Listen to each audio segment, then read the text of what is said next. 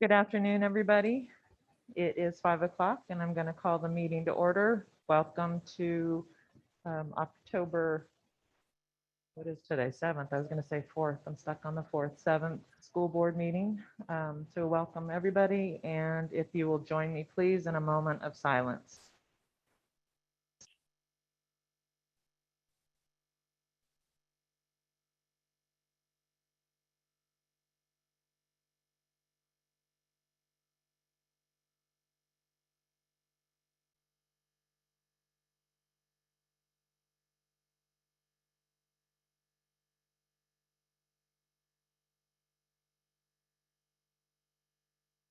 Thank you.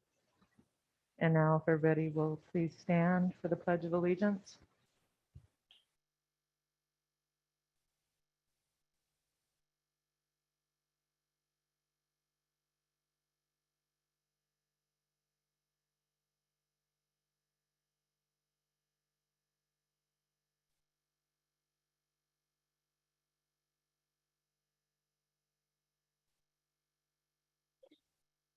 Thank you. And now we'll have a roll call of board members. Madam Clerk. Yes, Madam Chair. Mr. Bryant, Present. Ms. Bryson Morseberger, Present. Dr. Kraft, Present. Ms. McKeever, Ms. Puryear, Present. Ms. Torres, Yes. Mr. Wade, Yes. and our student rep, Layla. Present. Thank you. Thank you. Now I will entertain a motion for approval of today's agenda, please.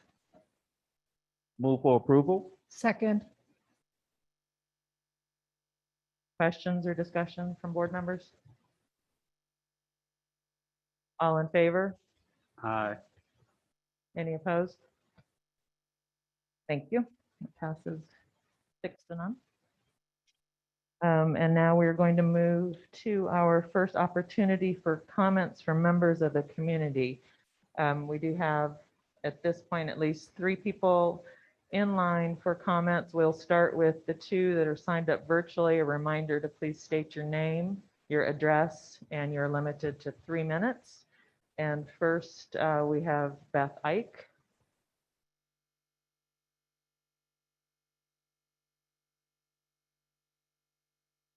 Madam Chair, I do not see Ms. Ike in the attendee gallery.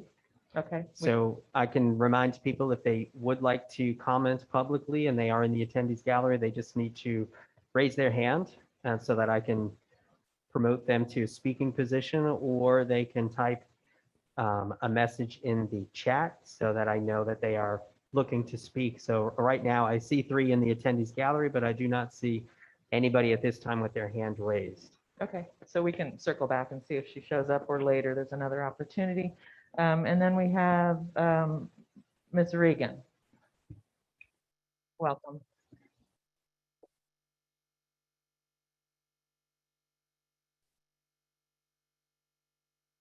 Can you all hear me? Okay. Hi, my name is Miss Regan, and I'm a reading specialist at Walker Upper Elementary. I've been teaching for 8 years. My partner teacher and I have written a letter that I would like to read to the board.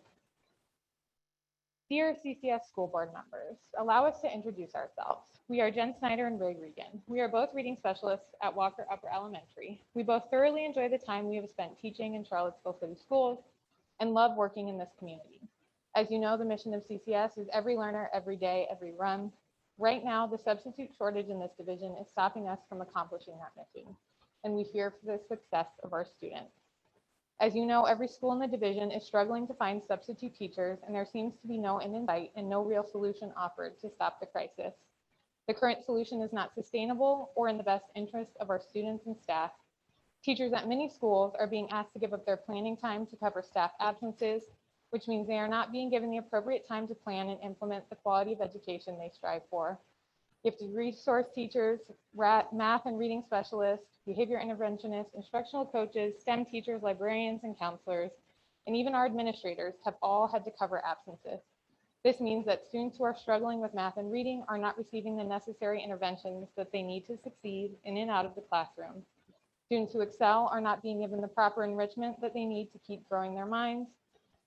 Not to mention that these services are services that local taxpayers have paid for and have been told that their students are receiving. If this issue is not addressed, this lack of intervention and enrichment support will eventually be reflected in the test scores that are so harshly examined by the state for accreditation. Surrounding districts are having similar issues, but have made attempts to address the problem that we feel CCS should implement as well. These actions include, but are not limited to, incentives and bonuses for substitute, as well as raising the substitute pay or possibly having in-house sub position that with benefits at each school. We and our students are imploring you to find a remedy to this situation so that we are no longer hindering our education of our students. There are a couple things that I would like to add that the letter did not address. The first is to clarify that we are 8 weeks into this school year, and I have pulled one group of students one time for reading services. I would also like to note that while COVID has exacerbated this issue, it has been an issue in the division for years. I would also like it to be noted that the Walker administrative team have done everything that they can to try to get substitute teachers in the building, problem solve, and to make this process as painless as possible, and we greatly appreciate their effort. Lastly, I would just like to say that we cannot keep asking teachers to do more with less and expect to have a culture of teachers who want to live out a career in this division and grow and cultivate knowledge in themselves and in our students. Thank you so much for your time. I appreciate every single one of you. Thank you. Mr. Como, I don't know, Chris Meyer. Yes, I was going to say, Chris Meyer has Chris Meyer's the hand raised, so I've promoted Chris to panelist and should be able to unmute to speak at this time. Thank you. Yes, good evening, school board members, and thank you for the time and your efforts in, again, managing our public Chris, school we're system. having a hard time hearing you. All right. Better. Let me get closer and yell at the computer. All right, here we go. So one, I just wanted to update a little bit on an effort that a number of parents informally took upon themselves to support the reconfiguration funding. I hope it was noticed, and I think it is noticed in the results that we saw Monday with a 5-0 support by the counselors. And I want to thank all the school board members who put a lot of time and effort also into helping make sure that the reconfiguration advanced to this next phase. But the parents spent a fair amount of time, not only organizing a petition on change.org that I think as of Monday afternoon had 137 signatures. Also a letter that was sent on Monday from local businesses and environmental climate-oriented organizations that had 17 signatures on it. We organized multiple public comments at work sessions and also at Monday's city council meeting, in addition to a social media campaign that leveraged a lot of the materials VMDO had put together. So I would like to say that this informal group is very interested in continuing to support efforts to ensure that the reconfiguration and the redesign does happen, including a sales tax increase, etc. I think you know how to get a hold of us, but if you'd like to, you can just obviously contact me, but we do want to continue to support again and make sure this happens. Finally, and sorry, real quick, I'm at 124 Oak Lawn Court and I have 2 kids at Jackson Valley Elementary School. I am concerned that the new aftercare program is not covering teacher professional development days and other days. Again, this is kids have missed a lot of school over the last, again, year and a half because of COVID, obviously, but I would hope that the aftercare program that now the YMCA is providing, can have access to the facilities and offer that programming during those days to, again, help kids catch up. At the moment, it is not happening. Thank you very much. Thank you. Mr. Como, anybody else? At this time, Madam Chair, I do not see any other hands in the attendee gallery or any chat messages indicating time for public comment at this time. And as a reminder, anybody else here in the media center, if you'd like to take this opportunity, you can do so now, and or we have another opportunity towards the end of the meeting for public comment again. So you don't have to sign up if you'd like to come up and say something. Give it a couple more seconds. for Mr. Como to monitor that, and then we'll move on.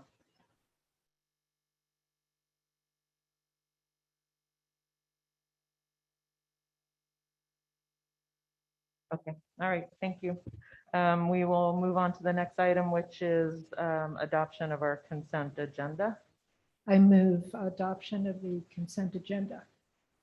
Second. Any questions from any board members? Ms. Bryson, Morrisburger? Yeah, it was not so much a question as a comment. And I'm glad that the reading specialist spoke this meeting.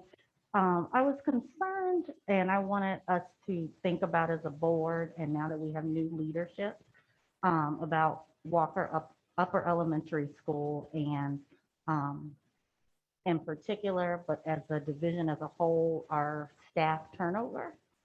And I was concerned over the summer when we lost a lot of long-term, long-serving staff members. And we're making a big push for equity and inclusion and hiring more teachers of color. But I'm very concerned about our retention rate with those teachers. And so moving forward as a board and with our new leadership, I think we really need to spend some time focusing on Walker. I'm sorry, Beaufort. I apologize, Beaufort, as well with the staff turnover and our teacher retention, particularly in that area, and staff retention. LaShonda, thank you for that. So this wasn't necessarily particular to the consent agenda. Our personnel items are always in the consent Okay. agenda, All right. about who's leaving and who's not leaving. And so I just wanted to bring it up. And Gotcha. I just wasn't sure too, because we'll have a discussion in the staff report as well, I think. So I wasn't sure. Thank you. No, thank you. Okay. All right. Any other questions, comments? All right. All in favor of approving our consent agenda for this evening? Aye. Any opposed? Great, thank you. Okay, we are now moving to our next item, which is action items. And the first item is approval of our 2022-2023. Wow, that seems weird. First time I've said that. Proposed budget calendar, and we have Renee Hoover. Thank you. Good evening, school board members and Dr. Gurley. Before you have the FY23 budget calendar for approval.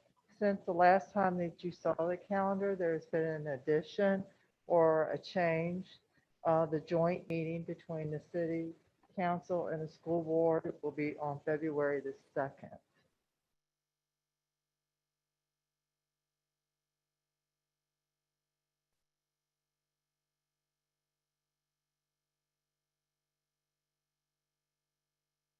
That's not in what we have here in writing.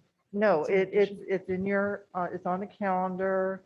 It's probably about 2/3 of the way down on the page. Past the PTO's budget update and input. Yeah, we hadn't locked into that date yet, so that's why it was added, correct? Correct. Yeah. It wasn't locked in when you first saw the calendar in September. Right, and then our Saturday work session also is included in this, and we weren't Your sure about Saturday that. work session is included on January 15th. There's been no changes to that date. Great.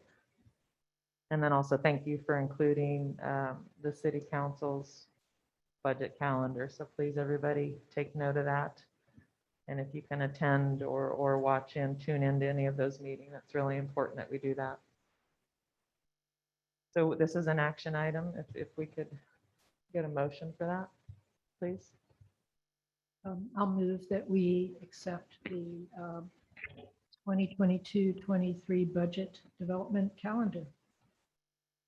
Second. Any other questions, comments on that? All right. Well, I guess we all in favor. Sorry. Aye. Any opposed? There we go. Official. Thank you, Ms. Hoover. All right. And next we have our wellness policy with Dr. Baptist. Madam Chair, members of the board, and Dr. Gurley. As you probably recall, back in June, when we did the major policy update for this year, you had the wellness policy that had been worked on very diligently by the School Health Advisory Board. And there were some concerns about formatting at the time. Since that time, we've continued to talk about the formatting, and the board asked that we wait until the September SHAB meeting before we voted on you voted on this. And so we did meet on September the 14th, and the SHAB board discussed that the format should be very similar to the way all of our other policies are, and that the regulations were indeed the responsibility of the superintendent.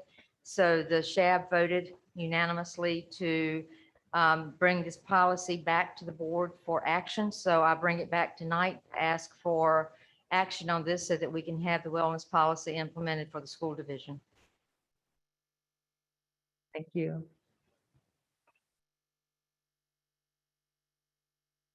We can either discuss it if you want, or I'll Make a motion. make a motion, please. I'll move that we approve the revised wellness policy. Second. Any questions, discussion? Oh, and I just say I'm the board member on SHAB, and, I think that committee feels, the advisory board feels really good about our current wellness policy, and we're eager to be able to fully act on it, and once we vote to implement it, that will be the policy that will be in effect for our division. And so we've been eagerly awaiting this moment. Thank you. Any other questions, comments? All right, all in favor of approving this, say aye. Aye. Any opposed? Great, thank you. Thank you. Thank you, Dr. Baptist. All right, items for discussion. We are now to energy and water report. Kim Powell. Good evening, Madam Chair, members of the board, and Dr. Gurley. The report you will be receiving this evening is a report you have received before. Typically, you receive this update in the spring around Earth Day, but with COVID and the pandemic items filling up our agendas, you haven't had this report in over a year. And so as I was working with the city trying to determine, how we could get this on the agenda now, because it was time, I found out that October is Energy Awareness Month. So it's a time to encourage government and organizations to raise awareness of the importance of sustainably managing the nation's energy resources. So actually, October is a great time for you to receive this update. And I'm very pleased that we have with us this evening Jill Grenier from the Sustainability Office. She will be joining us virtually this evening. Her colleague Kirk Vizier, who's mentioned in the on the agenda item, we work very closely with Kirk. Unfortunately, he is unable to be with us this evening, but we're very happy to have Ms. Grenier with us to provide this report.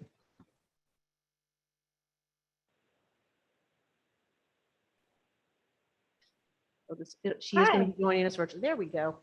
Yeah, can you hear me? Just checking. Hi, my name is Jill Griner. Thank you, school board members, for having me, and thank you for this time. I am the city's water efficiency program coordinator, and as Kim mentioned, not here with me today is Kirk Vizier.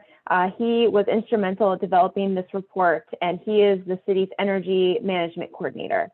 And today I'd like to give you an overview of our school's 2020 Energy and Water Performance Report. This was developed by the city's Energy and Water Management Program. You can go to the next slide.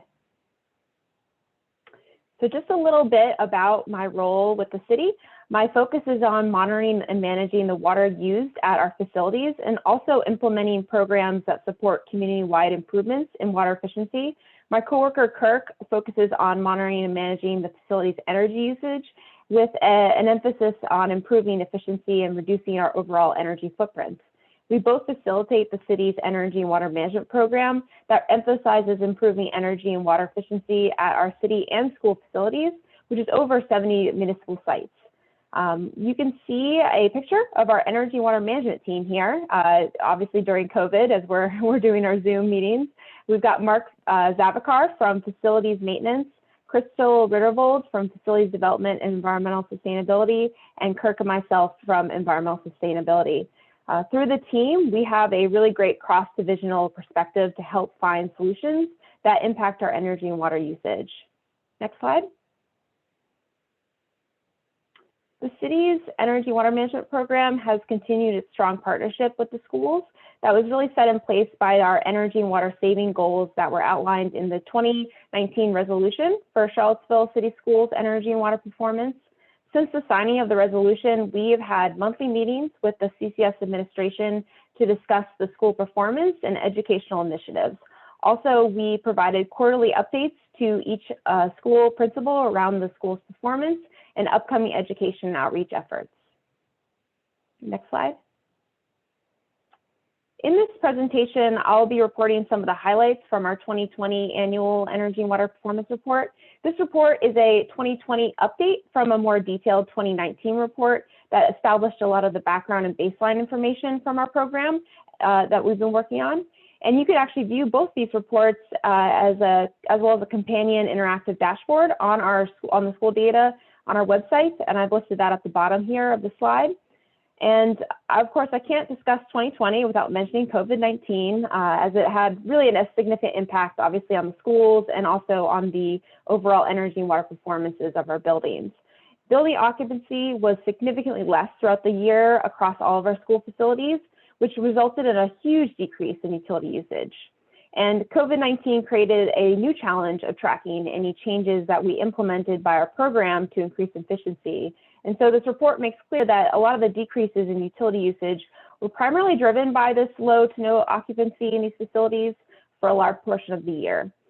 However, the program will continue to explore a lot of the, sort of this unique year and how our school's portfolio performance with regards to goals and trends can be sort of evaluated. In addition, the performance and some of the actions that we typically implement by our program were significantly impacted by COVID, and so a lot of our actions were delayed or canceled or had to be modified. The report incorporates 3 focus areas identified in improving energy and water performance, and those are going to be operations, technology, and people. So first, I'm going to go into a little bit more detail about our program's operational focus and actions in 2020. Next slide. Operations is a really important component of our program, as it often involves delivering actions for minimal cost, but for potentially some of our greatest achievement to reduce energy and water use. Our program's goal with operations is to have the schools run as efficiently as possible with the needs of the users of the school. And COVID-19 triggered a lot of operational changes, particularly at schools, started to shut down in March of 2020. And our facilities maintenance division really worked hard to scale back some of our facility operations, particularly with some of our HVAC schedules, while still implementing COVID-19 mitigation measures within our facilities. And we continue to meet regularly with the CCS administration staff through the pandemic to stay on top of the changing needs and requirements of the schools. We also continue to monitor utility usage monthly and reported questions or concerns to the appropriate staff to further investigate these issues. This monitoring was really important as there was less use of many of the school buildings, which means a lot of the leaks or say like electronics being left on or HVAC units not working correctly would most likely have gone unnoticed. In 2021, we're going to be monitoring our HVAC schedules and doing a lot of those actions as the students start to return to in-person learning. And we're expecting actually to see an increase in utility usage in 2021 when compared to 2022. And this will be mostly a result of the increased occupancy and also implementing some of the COVID-19 HVAC mitigation measures. Next slide. Technological actions focus primarily around improvements made at the school buildings through equipment upgrades and replacements. COVID-19 had a significant impact on technological actions as many of our projects slated for 2020 were put on hold to ensure staff were able to respond appropriately to COVID-19. The actions included some upgrades to LED lighting, improvement to HVAC equipment, and upgrading building automated systems or BASs, which is really important for controlling and monitoring our buildings, particularly the HVAC systems and lightings. And also we could do this remotely, which was really effective during COVID. The program is also pursuing opportunities to assist with funding these improvements. This includes participation in a rebate program for implementing projects that reduce energy use and improving energy efficiency, and looking into an energy performance contract. COVID-19 did delay the process significantly, but our energy savings performance contract is going to be a primary focus for the program in 2021, which would help deliver some essential upgrades and improvements to the school facilities. Next slide. So focusing on our last action, the people that use and interact with the facility can have a significant impact on our facility's performance. A primary strategy for our program utilized is to connect with the people that use the facilities with education and developing better awareness of really how our facilities work. So in 2020, our program put out quarterly educational campaigns, each with their own theme and message and educational materials that were targeted at the students. Starting in the summer of 2020, the program put out activity sheets to help engage the students while they were at home or remotely learning, and were supported by the school's ISTEM staff. In the fall, we also we started to meet and work with the school's Green Baking Club on energy and water saving initiatives. The program also worked to educate the school staff around energy and water saving efforts. We put out messages about limiting the use of space heaters in the schools, as these are really unsafe and they can cause a lot of hot and cold issues in the workplace and use up a lot of energy. And then looking toward 2021, we again are going to be continuing our education outreach efforts at the schools with our quarterly educational messages and materials. With COVID continuing to impact everyone, we do anticipate using our activity sheets as the primary materials developed to further our program's messaging. Next slide. So now turning to the school's performance, we actively monitor the performance of our school facilities, looking for trends, abnormalities, successes, and when it comes to energy and water usage. We currently have a general goal of a 2% reduction in utility consumption each year, and we use this goal as really a point of comparison for each school's performance to continue to encourage overall reductions in utility consumptions and costs. As I mentioned, COVID-19 posed this unique challenge for monitoring our facilities, as the occupancies were very different and our operations dropped drastically when all the lockdowns were put in place. And so this continued to make the year very, sort of significant and very different. And so we had to kind of evaluate it very differently from normal years. And two of our main metrics that we use to benchmark our facilities and track energy performance is energy use intensity, or EUI, and the Energy Star score. An EUI is a measure of the energy used per square foot of a facility, and it can be compared to other similar use facilities. So in this case, schools can be compared to other schools. And the lower the EUI, the better. The average EUI for an educational facility in our region is at 62.8 kBTU per square foot, and our school's averages were around 65.3 kBTU per square foot in 2019 and 84.9 in 2020. Energy Star scores is actually a 1 to 100 scale, and in this case, the higher number is the better one. And these scores are developed by making the space attributed to a facility. So our square footage, the number of occupants, the number of computers, and say operating hours, those are all put together, and we look at the energy usage for a given period to determine the score. And this is done using Energy Star's Portfolio Manager, which is an online benchmarking tool. And it is a way for us to compare the performances of our schools to those across the nation. A score of 75 for a school would mean that it's in the top 25% of schools across the nation in efficiency. Also, 75 is the minimum score needed to pursue an Energy Star certification for the school. And the Energy Star score is an operational benchmark, meaning it's actually going to shift from year to year. So Energy Star emphasizes really pursuing this certification annually and reassessing each year.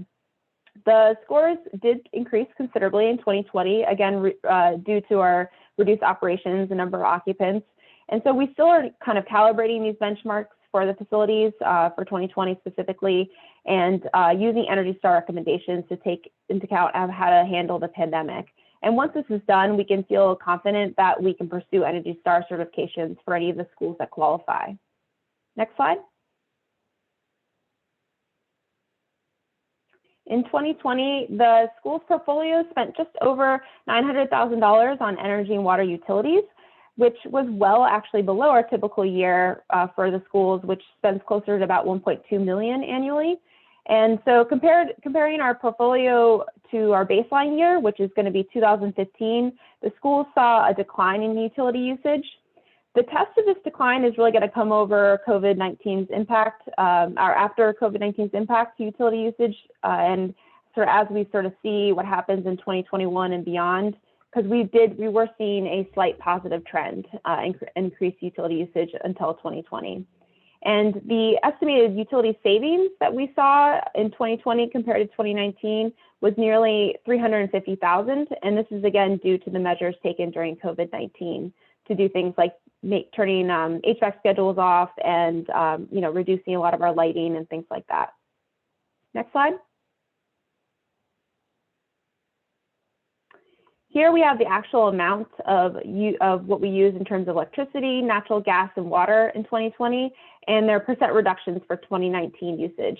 Again, this is mainly attributed to changes in operations and use of the school due to COVID.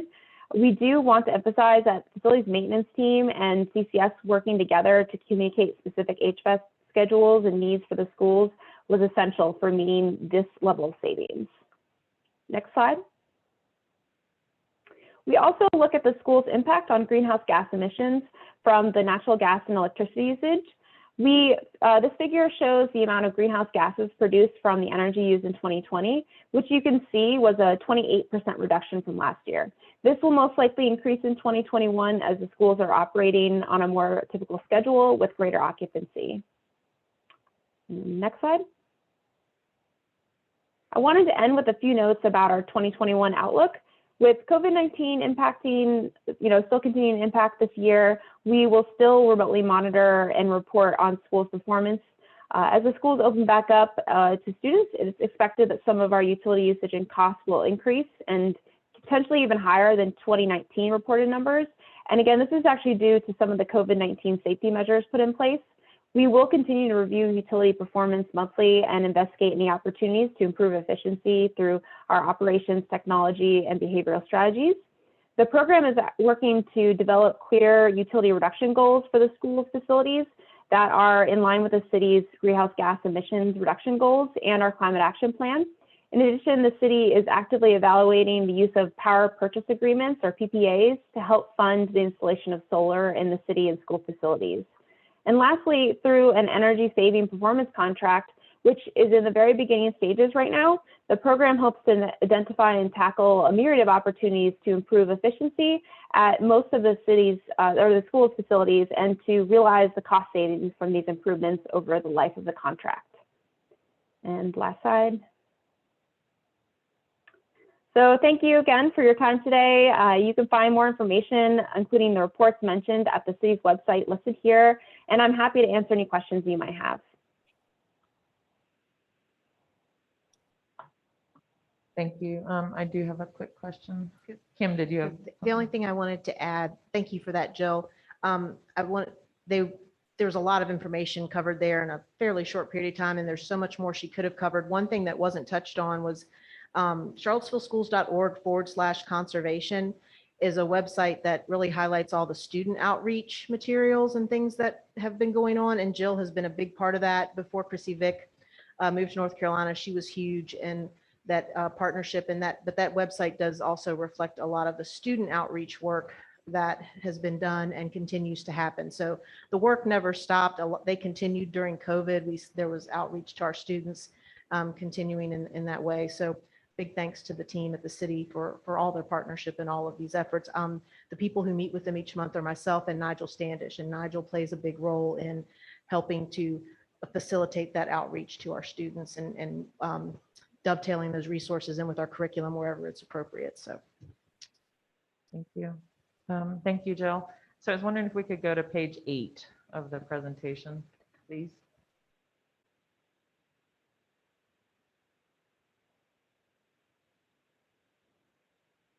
Maybe you're seeing it. Anyway, in looking at that, this is the page that breaks down by school, and you were talking about the energy use intensity and the Energy Star scores. So I was just wondering if you or somebody could just speak to, besides the obvious and the age of the building, what's going on at Venable. The Venable Annex, I think, is probably what, and also, yeah, so the Venable Annex score is really low. That's in part due to just sort of the unique use of it. It's a very small space, and just sort of the amount of, kids that use it and sort of the operations of it makes it sort of a unique case. And it's likely that sort of the way that our the benchmark system is not really sort of accounting appropriately with how it's getting used. So there are a couple of things that we still need to look into in terms of, is categorizing this as a school the best option for it? But yeah, we are still looking into sort of these options. It's in terms of energy use, it does use a decent amount of energy. And again, just because of it's a smaller sort of surface area that it has. But yeah, Kirk, who does all the energy side, could definitely probably speak to some of the more nuances, but he's been very, very, closely monitoring that site just to make sure there's nothing interesting going on there. And thank you. And then when you're evaluating, or when whoever goes around to evaluate these buildings and looking at these numbers, I mean, are you identifying specific parts of the buildings that we potentially could make a change on, or with currently? To change? Yeah, those so numbers? yeah, I think with our efforts for our energy performance contract that we're going to be pursuing, that's going to do a really great job at getting us an idea of some of the things that we could tackle to improve these numbers, and that's sort of what we're going to be using to sort of help jumpstart that. In the meantime, we've been sort of doing things that we can easily tackle to start getting these numbers in the right direction. And a lot of that's shoring up some of our just, operations and our HVAC schedules and things like that. So we've sort of been working on that first, as we first come on, and making sure schedules are correct and that the equipment's functioning properly. So a lot of coordination with, your all staff and also our facilities maintenance staff to work on those types of initiatives. But our energy performance savings contract should also start sort of tackling a lot of the other ways that we haven't really been able to address to get some even better savings out there. I mean, and I know a couple of years ago, we talked about even just changing the lighting, in here and things like that. Are we looking at that still, Kim? So the Yes, energy performance contracts, Jill, go ahead. Yes. Oh, yeah. So that would be included in the energy performance savings contract that we're pursuing. It's basically taking all of our savings efforts that we could do in sort of a one big package. And the savings is sort of offset. So, if, say lighting upgrades, we don't maybe save as much than what replacing our, HVAC system or chiller. Those sort of offset each other. And so basically we have this contract that allows us to, that helps sort of pay back all these savings and changes that we're going to be doing.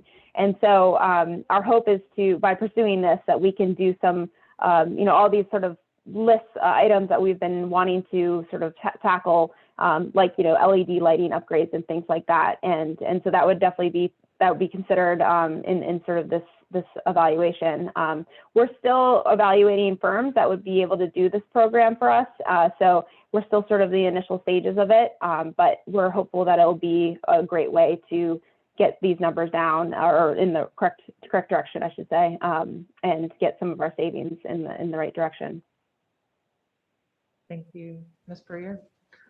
I'm wondering, I'm looking at your slide number 11 that addresses the performance greenhouse gas emissions. What is it that you feel we could do as it relates to your statistics here with regard to electricity and natural gas? Yes, we're declining in greenhouse gases, yes, but we are now using our buildings more. So is there something that we can do to be more, I guess, more mindful, or is there something we can do to help us to continue to reduce the emissions? Because we are now, as you say, back to quote unquote normal operation. Yeah. In terms of the behavioral side, we are working on that with the students. There's a lot of messaging going out of, like turning the lights off when you leave a room, turning the water off, when you're done, washing your hands and things like that. So we are trying to convey some of those behavioral sides to the students. And that's where some of those activity sheets are coming in, and hopefully some class lessons that are going to be incorporated with that. You know, in terms of on the operations side, we are trying to respond appropriately to the needs of classrooms. And obviously we do want to meet, you know, comfort needs and just the general, you know, when people are in there, we need to make sure that everything's running appropriately. But with that, you know, we do evaluate our schedules, which helps sort of make sure that, you know, our systems are running only when needed, which is going to be a huge way to sort of cut down on unnecessary electricity usage or natural gas usage.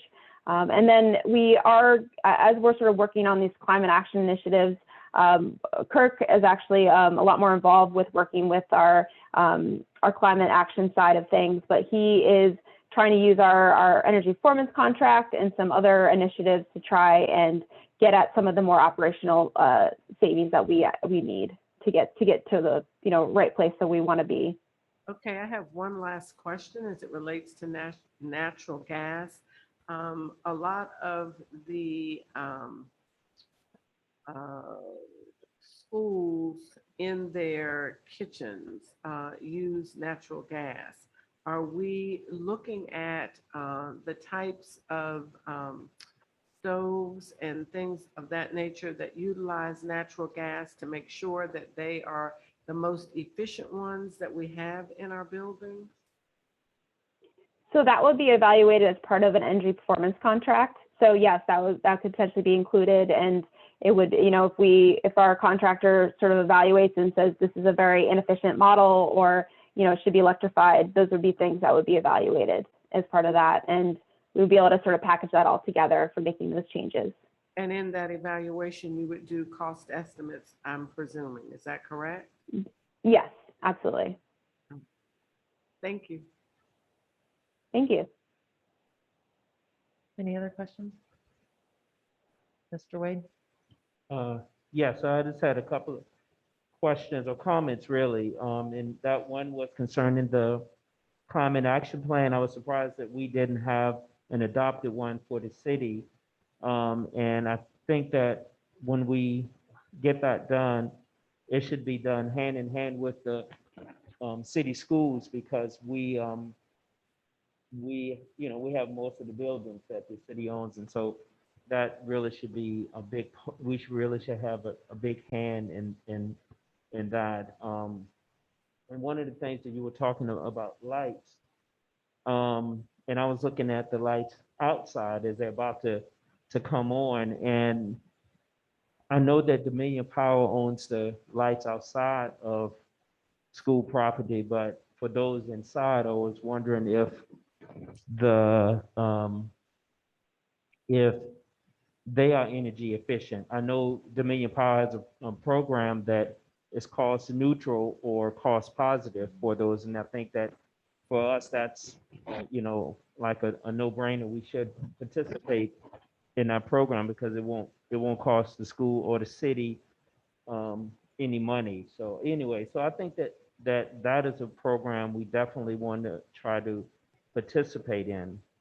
And Leah had mentioned the gas, and I'm learning more and more about gas. I just heard something this morning on NPR where it's not necessarily having gases emit something that may not be very healthy. And so we want to just make sure that as we're doing the plan, that we look for alternative energy sources and as much as possible. And so I think that we're learning more and more each day, and we should have that climate action plan and these lights. I know we've been talking about the lights here for at least 6 or 7 years, and that it seemed like something could have been done in one of those summer months or something like that, because we'll recoup the cost, pretty quickly. So it's really not a question, it's really comments. We need that action plan adopted as soon as possible. It needs to be, the schools really need to have a major say in that, so that we can make sure that our footprint is small as possible as we move forward. Absolutely. Thank you. Anybody else? Mr. Bryant? Dr. Kraft? Yeah, maybe to follow up a little bit on that. Well, first of all, to just express appreciation for the team that the city has in place and for this presentation. It's really very comprehensive and it's really helpful. And thank you for all the work that you're doing. So this is also sort of a question / comment, but Charlottesville, I've been really surprised at the number of renewable energy companies that are here, particularly solar, and then we also have wind energy. And I'm wondering if there are opportunities to partner with any of these companies who could actually maybe come in and either advise or, help us implement some of the things that we would like to do here, in our division. And I guess it would be partnering with the city, but also with the focus on the school building. So I'm wondering if that has been considered at all, working with any of these companies who are out there. Yeah, so we are, considering solar as definitely a strategy for reducing our energy use. It's going to be sort of hand in hand with some sort of, power purchase agreement or some sort of initiative. We do always have to also look at if we're doing a rooftop installation, how old the roofs are. And so that's where a lot of the discussion on the city side and our facilities maintenance team needs to occur to make sure that those changes are going to happen hand in hand, and we're not putting a installation on something that we're going to need to replace the roof on in the near future. So those types of things are definitely being investigated and are currently being pursued. Unfortunately, I'm not directly involved with that instance. That's more on our climate side and also our energy side, but I do know they're actively looking into those types of opportunities.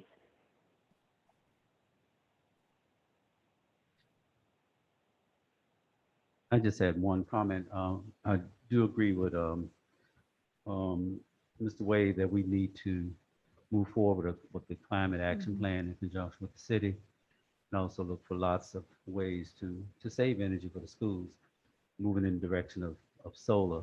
I know a lot of our buildings are, are aged or, older buildings, but hopefully we can find ways to put some solar panels in some of the schools. I think that will save us a lot of money in the end, and lighting and so forth. Yeah, and those will be addressed in our energy performance contract efforts as well, which will help actually with some of our savings to help offset some of the other maybe installations that aren't as we don't get savings back as fast. And so that's going to be really helpful for when we kind of combine those types of efforts together. Thank you. With the energy performance contracting, what happens is the city is looking at different, they're called ESCOs, energy service companies. And these companies, this is all they do. They specialize in doing these energy performance contracts. And the reason it makes sense to replace the lights and replace the water fixtures with low flow fixtures and things like that in kind of a holistic manner and bundle it all together is that there's actually like state legislation that facilitates or allows for these energy performance contracts, because the whole program hinges around guaranteed energy savings that pay for the infrastructure improvements that you're making. And so you look at the whole, you look at your goals, you look at the whole, facilities condition. It's a detailed assessment, includes kitchens and everything. And then you make the decisions that make the most sense to make a big saving step, if you will. And what this also does from a financial perspective is it doesn't place burden on debt capacity. It doesn't place burden on the operational budgets when you're able to tackle these things holistically using the energy performance contracting tool. So I'm very excited that the city is moving forward with this. I believe they did it a decade or more ago. I did one in another school division, but it's been a while, and I compare it to shopping for insurance.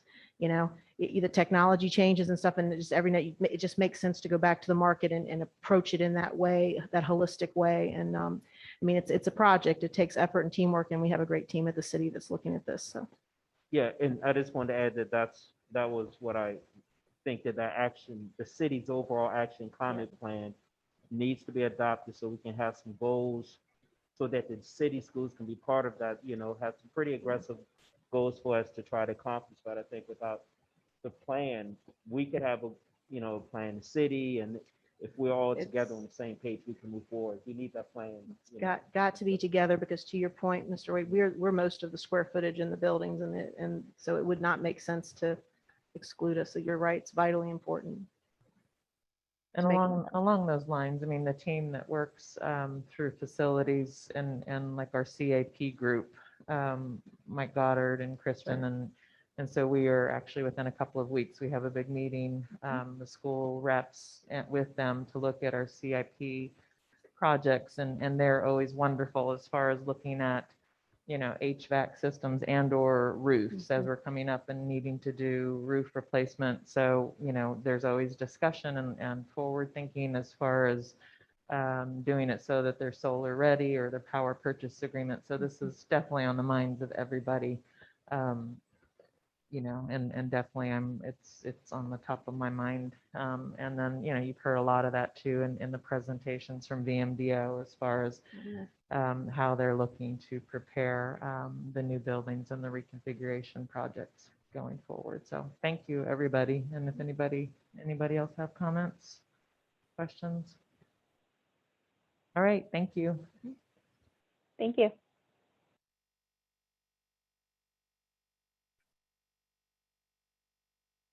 And next up, we have Kim Powell again with their transportation update. Thank you. Thank you all. We're very fortunate to have Garland Williams with us here again this evening to talk about this important topic and this challenge that we're continuing to work through together. So I'm going to turn the podium over to him. There's certainly pieces of this where he's more, you know, in-depth and hands-on. I have additional information regarding the wait lists and work we're doing with our systems that I can speak to, but I'll turn it over to him first. Thank you. Thank you, Kim. Madam Chair, members of the board, Dr. Gurley. I have 6 items I want to bring to your attention tonight as a part of the update. Currently, we wanted to update you on the pupil transportation, how many we have full-time versus part-time. When we first started in August, we had 12 regular drivers and 3 relief. Today, we have 10 regular drivers and 3 relief, which means we lost 2 of our regular drivers. But in addition, we've added 6 transit drivers to assist with pupil. Next question was, currently in training, how many do we have? We have 4 individuals that are in training for pupil. The 2 new hires have gone through the complete training and have passed their DMV road test as of yesterday. That's a big plus. We got it consolidated down to that time frame, which we were hoping to be able to do.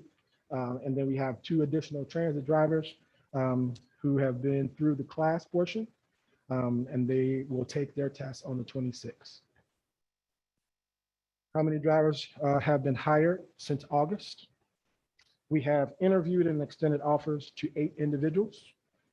2 have completed, that's the ones that just passed their tests.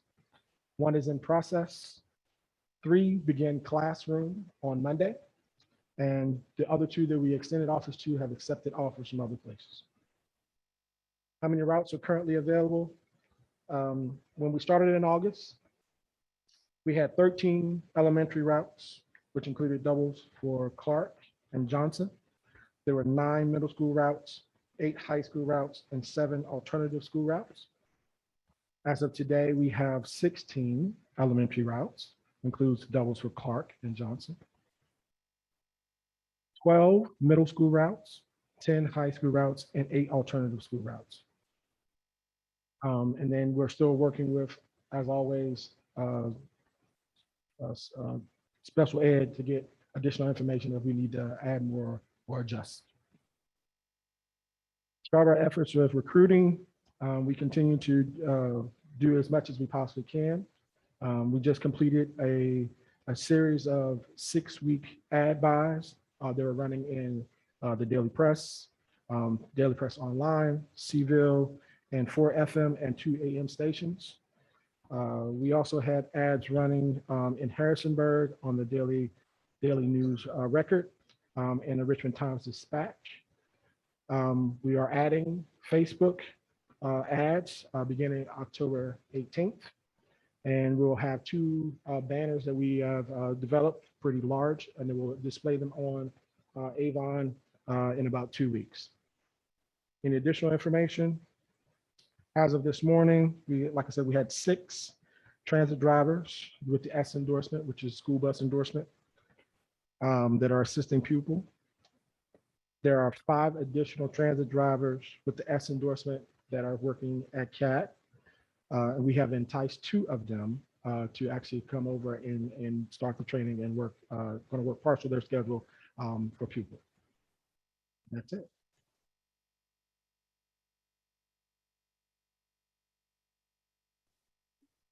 Questions, anybody? Or Kim, did you have more that you wanted to present before? The only thing that I would add is that if you look in Power School right now, so, we started school in August. We issued new routes. We tried to reshuffle the deck and make things as efficiently as possible. Transportation did a lot of hard work to do that. And as of September the 12th, this was, I think, around the same time we gave you all an update, we had 887 students that were on a wait list. Now, there are varying, degrees of need there. Some just are requesting transportation, but don't have to have it to get to school. If you look at Power School today, it says we have 875. It's not, still on the wait list. That's not a lot of progress, but there's more progress than that is being made. There's still big challenges, but we've been working out processes to streamline how we exchange information with transportation so that if a student is not using their seat regularly, it can be reassigned to another student more quickly so that we can make changes just working with the number of drivers we have without having to do everything as one big batch, let's throw it all in and redo all of the routes at one time.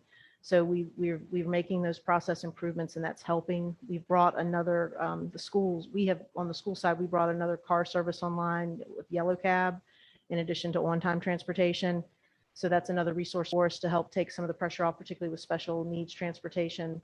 And once again, I know people in this room who've been helping out with transportation of students and many others in the community. I don't even know who those folks are, but just once again, want to extend a hearty thank you to everyone who is going that extra mile, making the extra effort to help get all of our students to school. We have a ways to go, but so the situation is still not good, but there are, as recently as today, I was in a meeting with Pat Cuomo and Patrick Moctezuma from our tech team and Amy Herndon from Garland's team and Joanne Lee, and we meet regularly, and we're making some real improvements in our ability to, when we recognize that there is an open seat, get someone else into that more quickly. And I'm optimistic for that for sure. And I'm also optimistic for the hiring efforts and hearing that, more drivers will be coming online soon, but the struggle continues. Any questions or comments from board members? Shanda? I had 2 questions. The first, when you were updating us on the bus drivers, the last meeting you had the number of drivers you need to make all the routes work. What was the number? The optimal number of bus drivers is 40. 40. Okay. And we're at about. Once we get the next batch through, we'll be at 20. We'll be at half of what we need. Okay, thank you.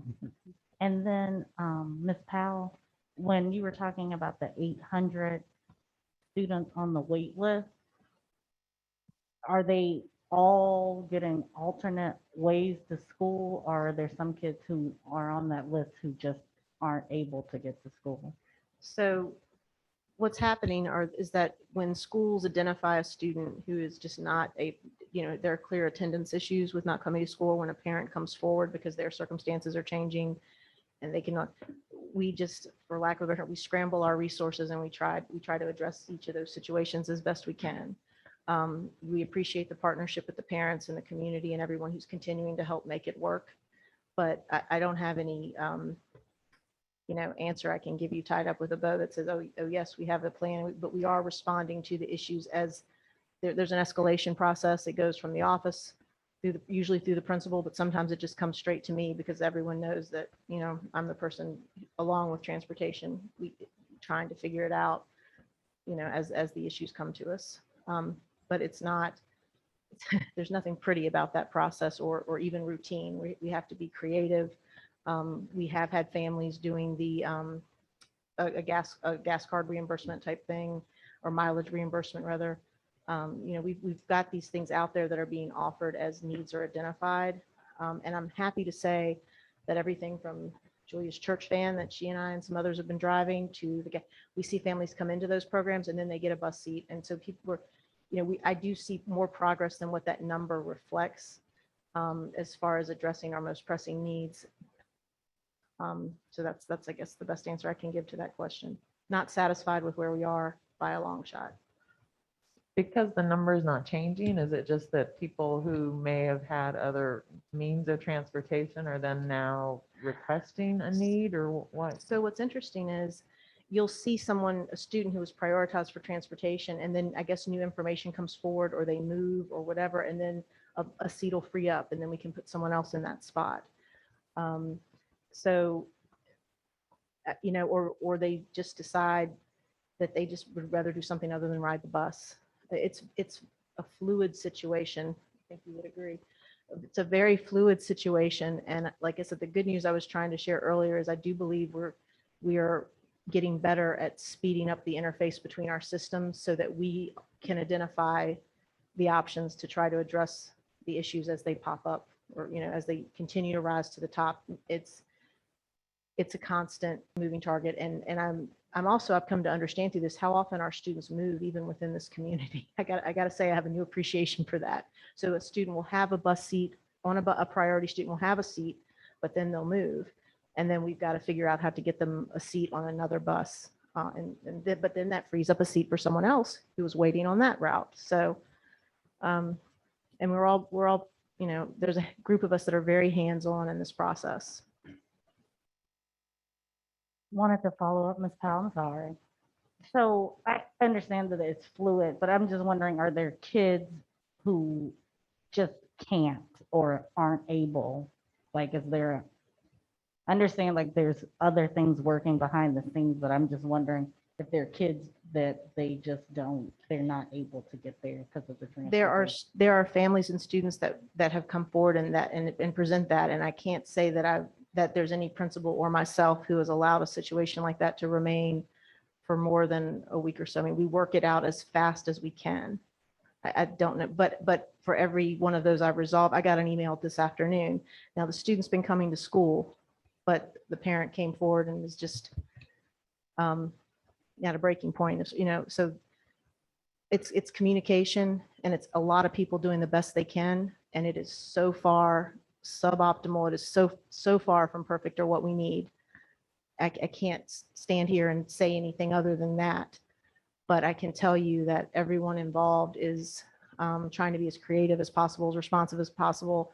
I could tell you my mind works on this constantly, and I have ideas, but I don't want to throw them out there and get people's hopes up, because I have also tried things. My colleagues have seen me do this, and then it doesn't work out, for whatever reason. And so, but we're working it. Our team, Garland's team. So I can't tell you that there are students. I do believe, I will tell you this, I believe there are students who are not attending school as much as, who are not attending school regularly because of the transportation issue, because the transportation they're depending on, is not available to them perhaps every day. I feel certain of that.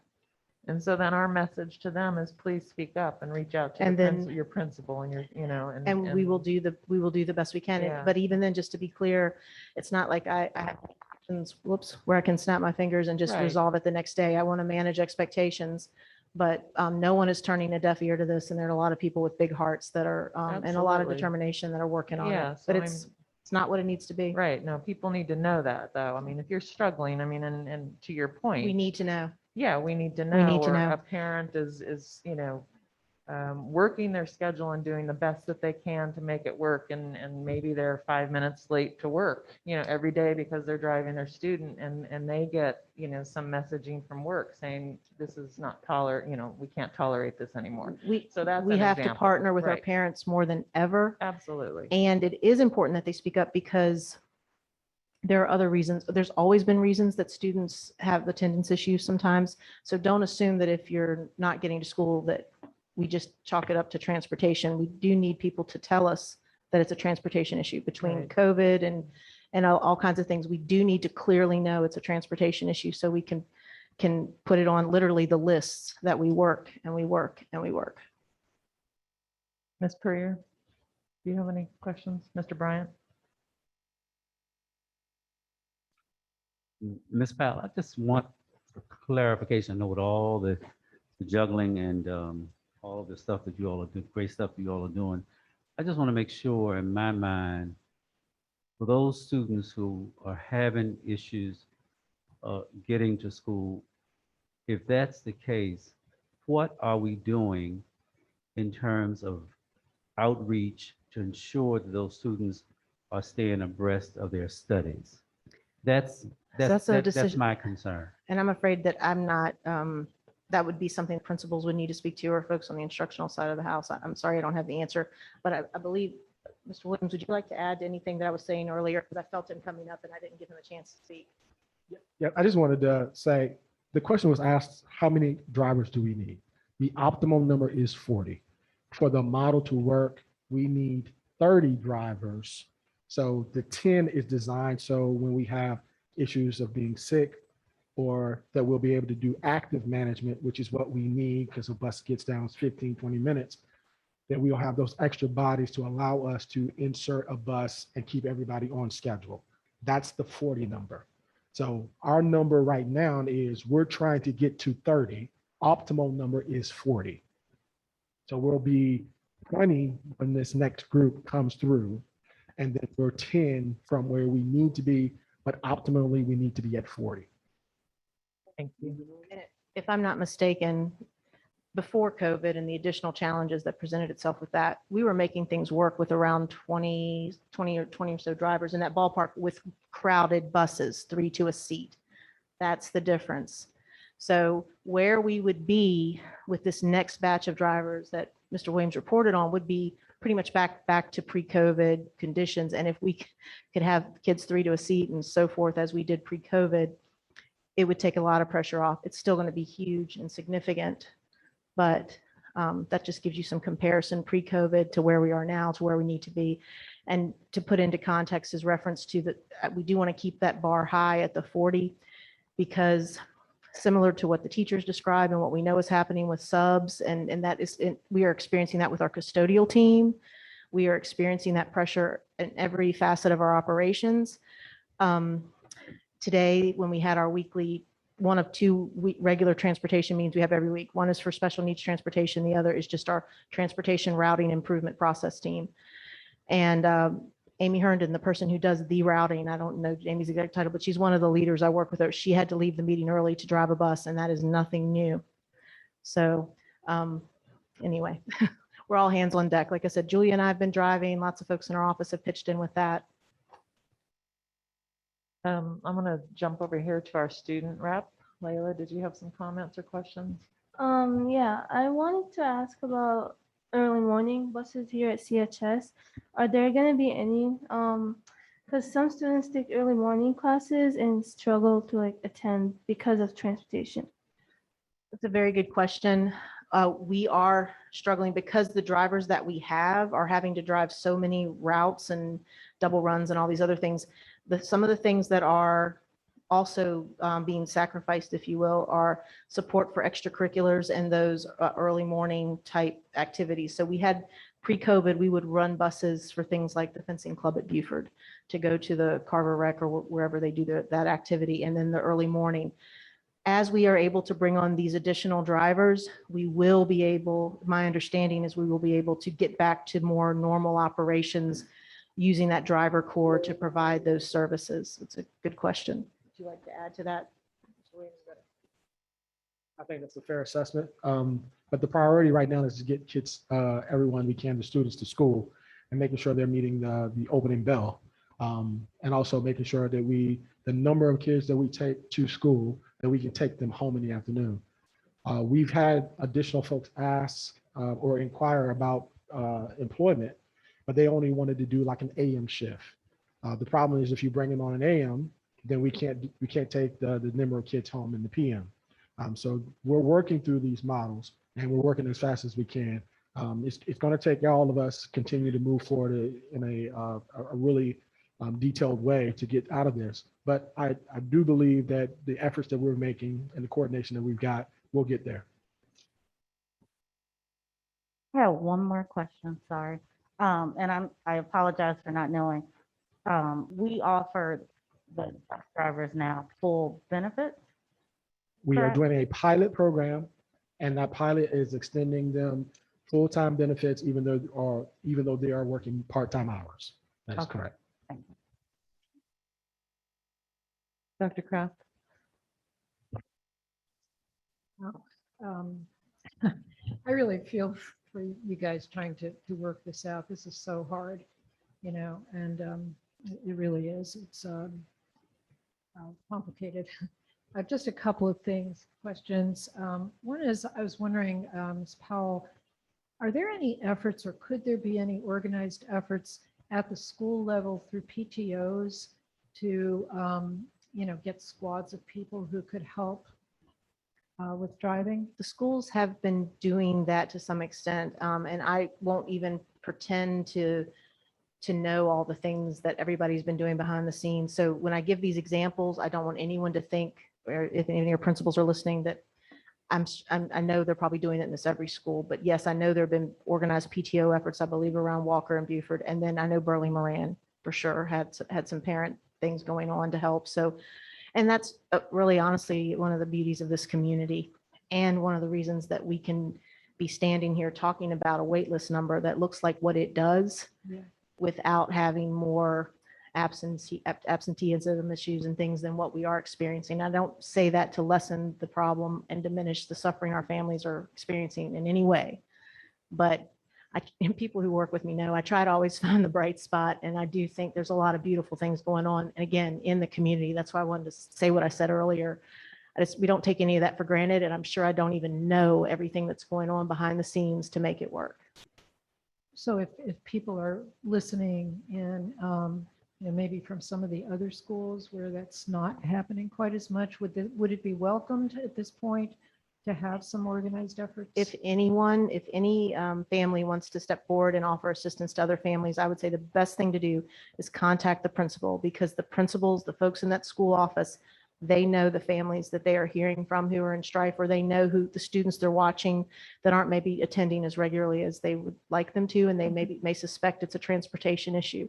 So all you need to do, if it's in your heart to help out with this, is to contact the school office, and it'd be great. Right. And then just for you, Mr. Williams, just regarding the pool of CAT drivers, and you mentioned some encouragement, like maybe there are a couple of people who you're winning them over. Do you think is there more potential within that group of drivers to add more drivers who could help us out, or are you maxed out with that effort? So in managing both systems, we are, there's a degradation on the transit side to allow us to take those 6 individuals we have right now to work with people. I dare say that that's as much as I can do right now. Okay. But there is a possibility transit is going to do some enhancements and some route changes in January.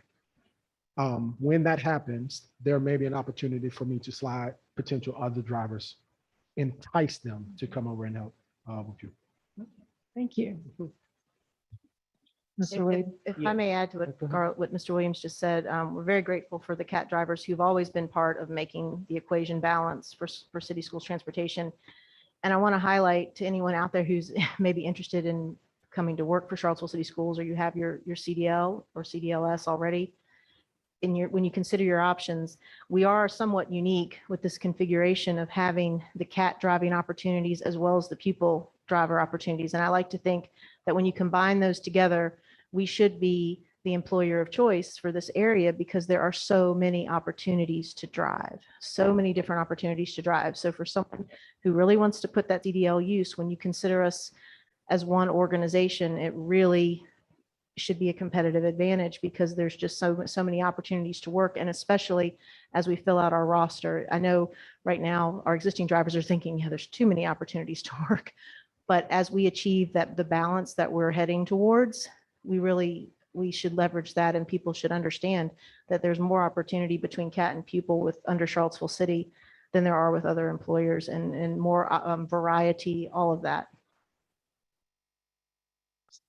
I just really have a comment to make, and Leah may not remember this, but several years ago, before COVID and everything came up, she suggested that we have a time during a meeting that we kind of praise and honor the bus drivers, because they're the welcoming wagon to the school, is the first face that the students see. It can, have that student start off on a good day or bad day, just knowing the importance of them. And she saw that then. I think that we see the importance of it now. So I'm glad that, that we need to continue what we're doing. And I'm sure that you all are giving them some extra love now, because I'm sure that every bus driver is getting kind of a little, enticements from other divisions and things to come their way. So anything that we can do to continue to keep them here, do so. Let us know if we can do more.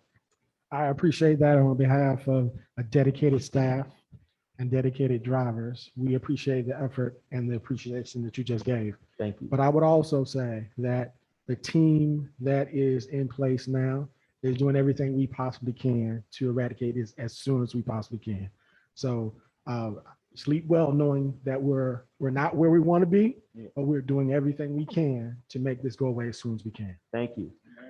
Thank you, And Mr. Mr. Williams, you need to remember that not only are you doing everything that you can, but our students are safe. I see buses, whether they're the CAT buses or our own school buses. Our students are as safe as we are able to make them. And I think that that's why our waiting list is so long. The children want to ride the bus. It's a service that we have always been able to do pre-COVID. You're working. I know that's what keeps you up at night. But thank you for your efforts, but more importantly, your efforts around health, wellness, and safety. Because if the children and their parents did not feel safe on the bus, your efforts would just be for naught. So it's obvious that people want to be on the bus with the waiting list. So thank you. Well, appreciate it. Yeah, no, I want to extend my gratitude as well to the pupil dedicated bus drivers and also the CAT drivers who are helping out. Please let them know They're all CAT. Can I just correct all that? CAT, They're yes, all sir. CAT. So it's pupil and transit. Right. So We appreciate them all. And every opportunity I get to stick my head in the door and say thank you to bus drivers when I see them, I try to. So I do have a couple of questions before, and I know Dr. Gurley has a question also. But could one of you speak to your comment as far as waiting on the information from the special education department and how that changes and impacts routes, please? So because special education is one of two areas, the other is the VPI preschool program, where transportation cannot be a barrier to services. When a student comes in, if they're new or if their placement changes, those things are also very fluid. And those students, because of our legal requirements to serve, legal and fiduciary requirements, because this is not something I like saying, but most people, transportation is not a required service of a school division except for those areas. So when something happens in those areas where a student's home changes, their placement changes, or a new student comes in, there has to be a priority to resolve those things. And so sometimes you have to leave yourself, which we've actually not done, but leave yourself a little bit of room or because it's not a question of if those changes are going to come up. It's just how fast and what's the change going to be that you have to adapt to. So that's what Mr. Williams was referring to. And does that happen, pretty consistently throughout the year? I understand. It happens every week. Every week. Wow. Wow. Okay. And then a question as far as the two drivers that passed their tests today and they're ready to hit the road starting Monday, how does that impact like routes? What difference does that make for us? So it allows us to take the office staff that's driving and put them back to dispatching and doing the required work there. So we haven't gained anything yet, but we've created those individuals, put them back on the bench to allow us relief. But we'll get the others through as a part of the next group that starts on Monday, the training class, and hopefully get those through the process as fast as we can. Okay, gotcha. Yeah. And then last time you met with us, you shared that you had, I believe it was here, changed some routes to potentially help CHS students, some CAT routes. But we changed, yes, we added some, so I gotta be very careful because the feds are required, we can't do things that are specifically designed for schools. Public transit is not designed to do that. So what we did is we knew that an existing CAT route went by the high school. We added additional service to that route. It also it touches other activity points, but it also touches the school. That allows an additional means for individuals to get there on a 15-minute basis. It's not specifically for schools, but the benefit is it gets to schools. There the possibility or there routes that potentially could do something similar near Buford for that? We want to be very careful about putting middle schoolers or elementary schools on a public bus, which is why we designed the additional service for the high Right. school. And so there was some outreach from a parent specifically about Buford and routes. I asked them to reach out to you all directly, but I just thought I'd bring that up as a question. In other places where you do have elementary school, you have a security or police force. We are not in that situation that is dedicated to transit. So I would caution us to allow, if we're going to talk about permanent or modifications to the existing model, let's focus on high school the way we have it, and allow the elementary and middle schoolers we'll continue to try to get service to them. So I totally understand all of that.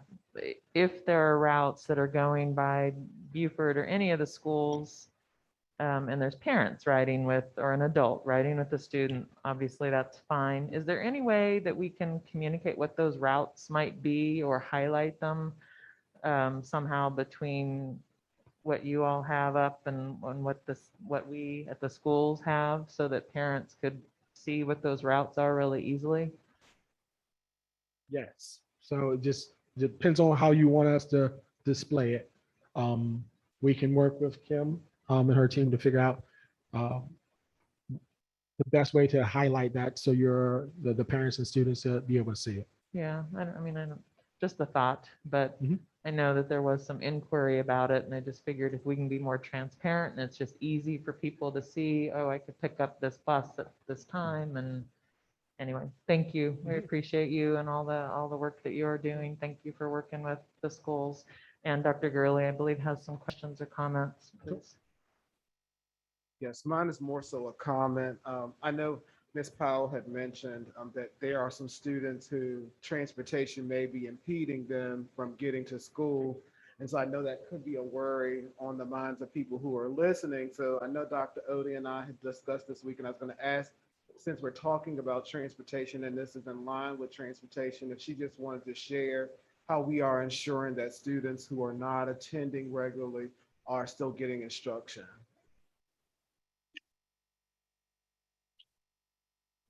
Thank you, Dr. Gurley. And I just want to really stress how, as much as this is not an ideal situation with transportation, everybody is working so hard to ensure that our students are getting what they need.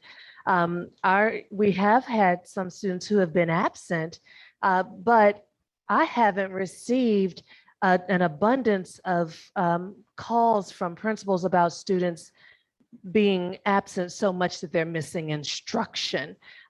Kim just talked about the work that they're doing when they get a call from principals saying that a student is out, and they rally up the troops and get those students to school. Garland is talking about the work that they're doing. So as Kim said, it may not be immediate that the children are getting to school, but they're getting there. And our principals, you all know that we have excellent principals, and no one wants to see our students fall behind. And so they're working really hard to ensure that students have access to activities and learning that they can do if they happen to be out on a given day or two. So we continue to work on it. It's not ideal, but I will say that I'm very proud of the work that everyone has done to ensure that our students are getting what they need to be able to move forward.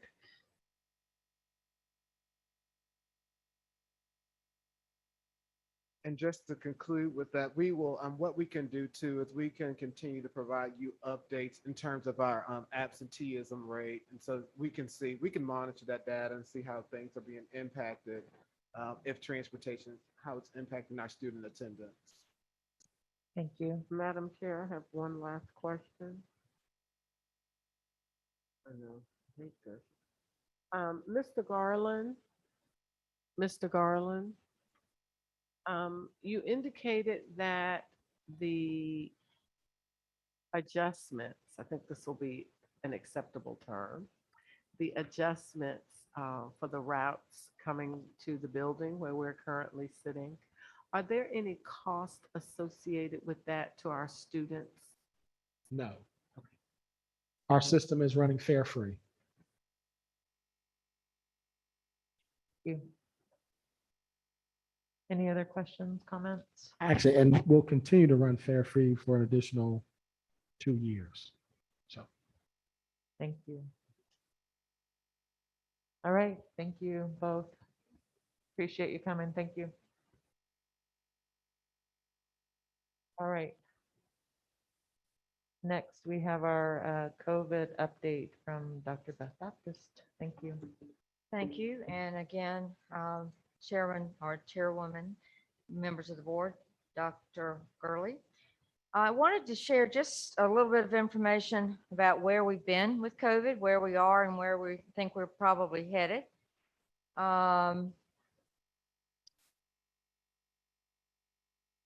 There you go. You can go to the next slide. So in looking at where we've been, these are the number of cases that the city of Charlottesville has had every month since last December. You can see that in May and June, we really didn't do tracking because it stayed like 4, 7, something like that for a long time. But we picked it back up in July when we realized about the middle of July that something different had happened, which we now know was Delta. If you look, the 2 months that really sort of have scared me were February of 21 and September of 21. And when September of 21 started, I thought, here we go. We had 675 cases that month. But if you look already, or to this point in October through today, we've had 81. So I have to look to see how many had we had by the 7th of September, since September was our bad month. 203. So we're far below where we were the same time in September. And I think if you watch the news or listen to the news, you will hear many say that we may have somewhat rounded the corner. We're not out of the woods yet, but we're getting better. We're still considered high risk or red, along with just about everybody in the state. A couple people turned orange this week, and I want us to get to orange. And we're close to the point that we will be in what's substantial rather than high, but we're not there yet. So next slide, please. So Charlottesville City Schools cases since the 1st of July. These are the numbers that have been reported to us. These are the cases that we've been using for contact tracing. And so since July 1st, we've only had 86 student cases. And I say only 80. Those 86 we're not happy about. But when you look at the numbers that some school divisions have had, they're much higher than 86. Staff members, we've had 26. Of all of our staff members, and I said this last month, and it's still a true statement, of all of our staff members and our students for that matter who've had COVID, no one has had to be hospitalized. One went to the emergency room where the student was diagnosed for COVID, but no one has been sick enough to have to be hospitalized. Now, those who've had it don't want to repeat it, but have not been as sick as they had been, could have been. And for all of our staff, every staff member was fully vaccinated prior to having COVID, but one, and one had had one shot. So that's one reason why I think many of our folks have not been as sick as they could have been. And some of our students that are listed up there have also been vaccinated and have had breakthrough cases. Next slide, please. I know some of you follow our dashboard very closely. This is the part where we see it graphically shown, not where I enter the cases every day, but this is where we are through today. I went in Dr. Gurley's office today and I said, knock on wood. He said, what? I said, we did not have one case yesterday in Charlottesville City Schools. I was knocking on wood till about 4:15 this afternoon. And we don't have a positive all the way through, but we've had a positive rapid. So this number may change tomorrow. But when you look at it, you can see the week in September was our bad week, where it was pretty much throughout the country. And it's begun to go down. Again, I'm not happy about any of one of the cases that we've had, but we are looking at trends. Next slide, please. This slide is from UVA. They do every week show their model of when they think the peak will be for Charlottesville, the Charlottesville metropolitan area. That top dark color toward the right, that number has been changing and it's been making me nervous because it started out that they said our peak would be in September. Then they said our peak would be around Halloween. Then they said our peak would be around the middle of November. I'm like, nope.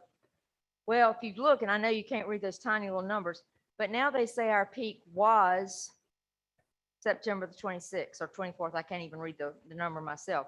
So hopefully they're correct. And we've gone past the peak and we've started on the other side. Again, we are not out of the woods. We cannot get rid of our masks. We can't do a lot of the things that we've wanted to do. But if we are truly past the peak, we're going to get there. We will get there. Next. So what have we been doing?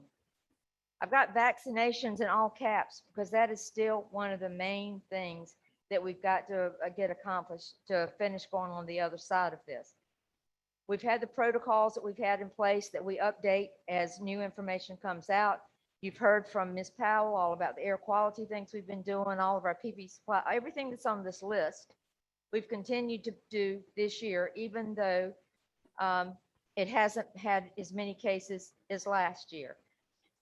So when I put et cetera, we're doing other things. I don't even have masks listed there, but we're doing things, you know, like masks, other things to try to make sure that our students, our staff, and our families are safe. So those are things we've been doing. Next, please. So what's going to happen next? Something you've been wanting to hear more about, and I'm very, very excited to say that if you look at these two columns on the left is the Vista testing. That's the pool testing we've been talking about. Dr. Gurley signed the MOU today.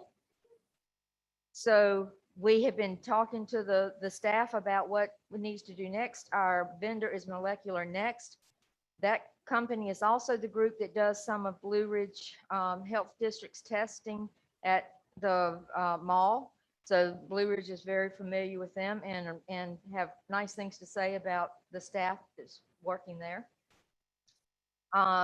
We're finishing getting some resources and getting ready to post a position for a coordinator to work with this and for a nurse. These are being paid for from the grant. These are not CCS funds.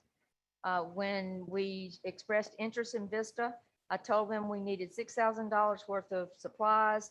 We needed a coordinator and a nurse, and all of that's ours. We've just got to access it. So we're getting ready to go with that, but I didn't want to do anything on that till that MOU was signed. So the MOU signed, so we're ready to go.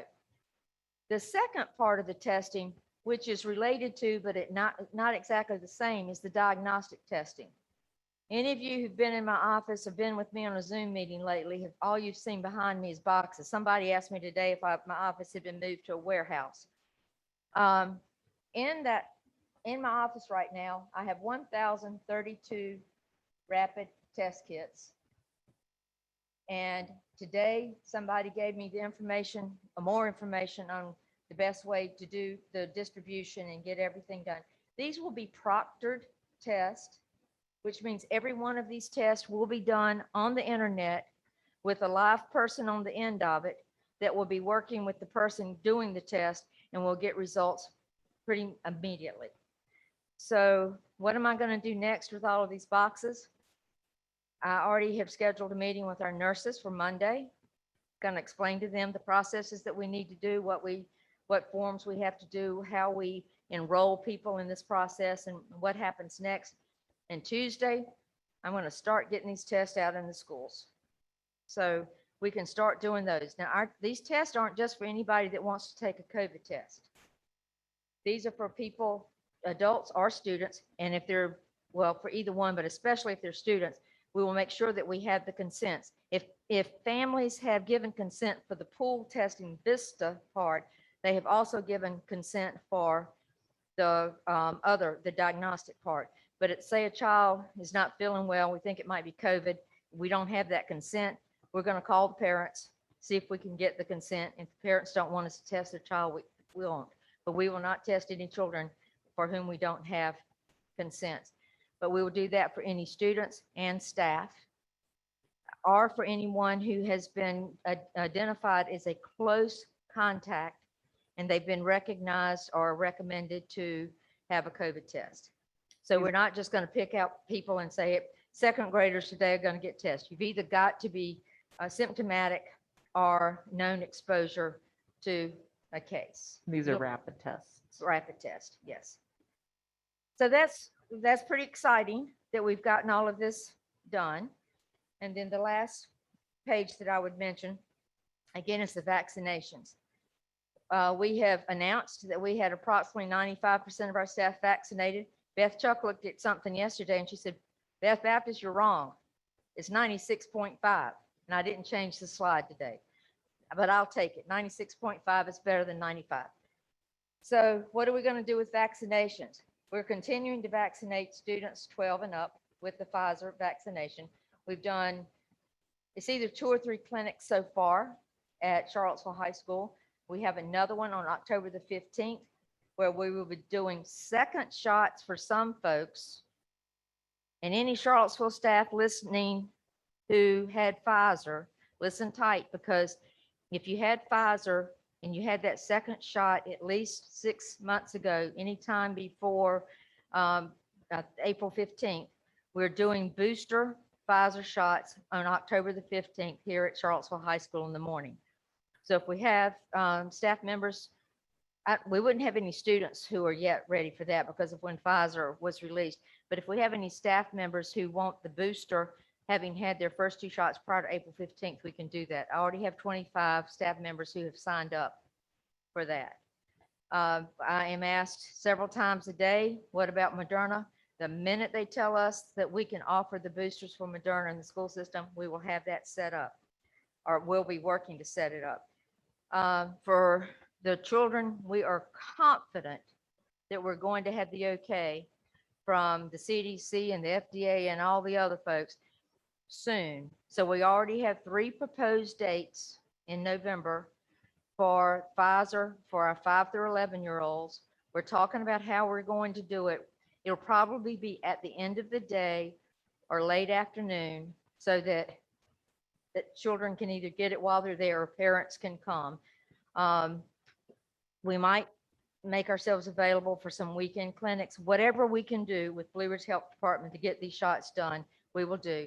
Maybe calling on some of you and some others and listening to volunteer, but we're going to get this done, and I'm very excited about it. And the thing that's so exciting about doing these clinics when we say we are, they'll be fully vaccinated before the winter break. So that is one thing we're excited about. While I'm talking about COVID, do also want to put a plug in for flu shots. I know that the division was offering flu shots this evening. Some of us got ours. I'm trying to move my arm around a little bit. But we will have another flu shot clinic here at Charlottesville High School on the 18th of October. So So we encourage our staff and their immediate families to take advantage of that. So I'd ask, what questions do you have about COVID? Oh, one question that Ms. Bryson Morseberger had, I cannot get the direct answer for you yet about the COVID beds. I check every day on the UVA tracker, and today or yesterday, but reported today, there were 66 in the hospital at UVA with COVID and 5 new admissions yesterday. There is a Virginia hospital site, but they don't give the numbers of types of hospital stay. And I've tried to find that out. And I know you sent me an article that I looked at, but it's seeing it on an ongoing basis. I've not been able to keep up with that. All right, we'll start down this side. Mr. Waite, sorry, gotcha. Any questions? No? Dr. Kraft? Just want to give you a big round of applause or something. I'm just so grateful and appreciative of all of this work and how proactive we're being with this. So I don't have any questions. I think, I think I had one, but I can't remember it anyway right now. But mainly, I mean, it just seems like we are taking every step that we can take now, and really, really working on this for our whole community. So Thank you. You made me think of one other thing, though. Oh. We have participated with a couple of UVA testing events on weekends. The last 2 Thursdays, we couldn't do one tonight because of equipment, but we've had quite a few CCS volunteers to come out and help with those events. And as we have more, I will let you know. The tasks are easy. It's taking a piece of paper from somebody, writing the first 3 digits of their license plate on a piece of paper and walking.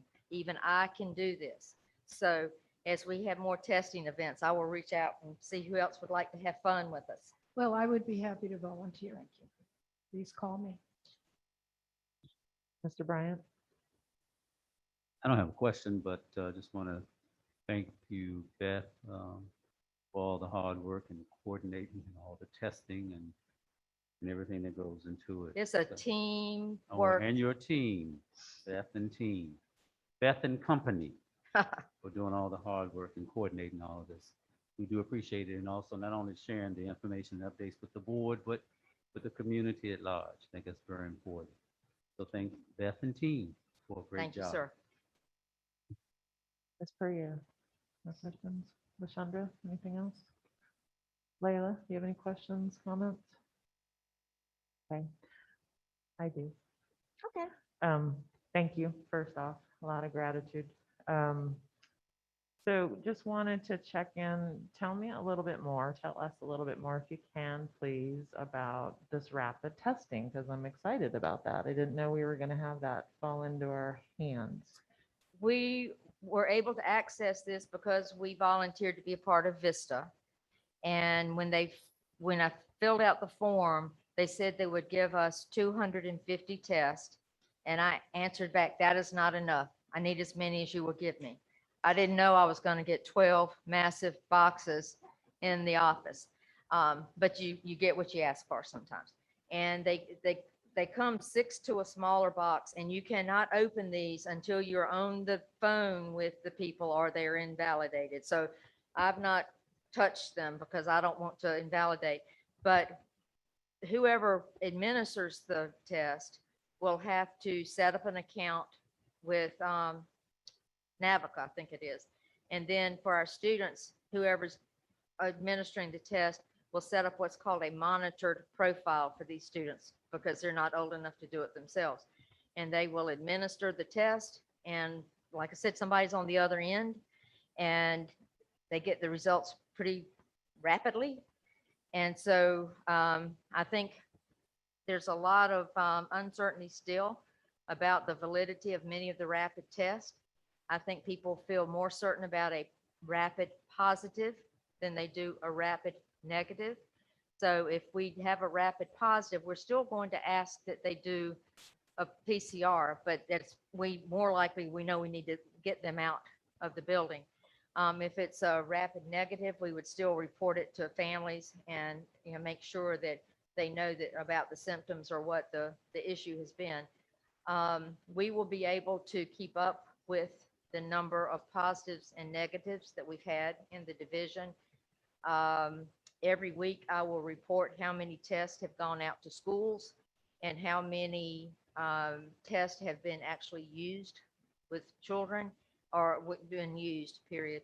And then if we run out of the 1,032 that we have, we can ask for more. Thank you. So yeah, I was just trying to think through, the protocol of as far as if you have somebody who's symptomatic and we're pretty sure they're positive, or anybody who's symptomatic, it makes sense to me that you're going to offer this rapid test. I mean, you can do that right there on site.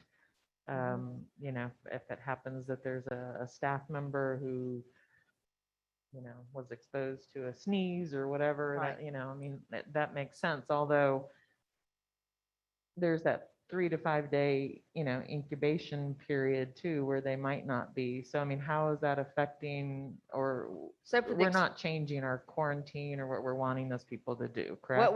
What we're hoping is that using these tests will diminish the amount of quarantine that we have to do. But we will, if somebody's exposed but not showing symptoms, we would probably ask them to wait, a couple of days, 2 or 3, 4 days before we would do a test. But if someone is having symptoms, we would do the test immediately. If you're determined a close contact, we probably would ask folks to still quarantine, but maybe have them come back to the school to get this rapid test. All of that has not quite been worked out. I need to hear the questions from the nurses when I meet with them Monday, because, I've got my idea how all of this is going to go, but the real experts are going to tell me some things I don't know. Right. And so we will probably be changing that. And then if I need to, I'll have the health department involved in setting exactly what we will do with it. But we're going to the best of our ability, use this test to help us identify quickly and to reduce the amount of quarantine. Right. Yeah. No, in my head here, all those flow charts that I follow with work and the schools, work all different directions. So I'm sure there will be some change, but that communication will be crucial. So, but thank you. That's really kind of exciting. And then, PCR testing too, the follow-up PCR testing piece. I don't know. I haven't heard lately, what the demand and delays are in the community. But again, just want to express gratitude to, the pediatric offices, as far as what they're doing. But any of them who may be listening, or community members who might have connections to pediatricians or other avenues for those PCR tests that are often needed to validate this one way or to, give that negative, for us to be able to update, where people can get those tests is just so crucial. The Blue Ridge Health Department website does include weekly where test sites are and where vaccination sites are. And we have told the nurses at all of the schools that if you have a family who says they just don't have the means to go somewhere for the test or go somewhere for the vaccination, our pediatricians have said they will work with us and we will get them where they need to go for that.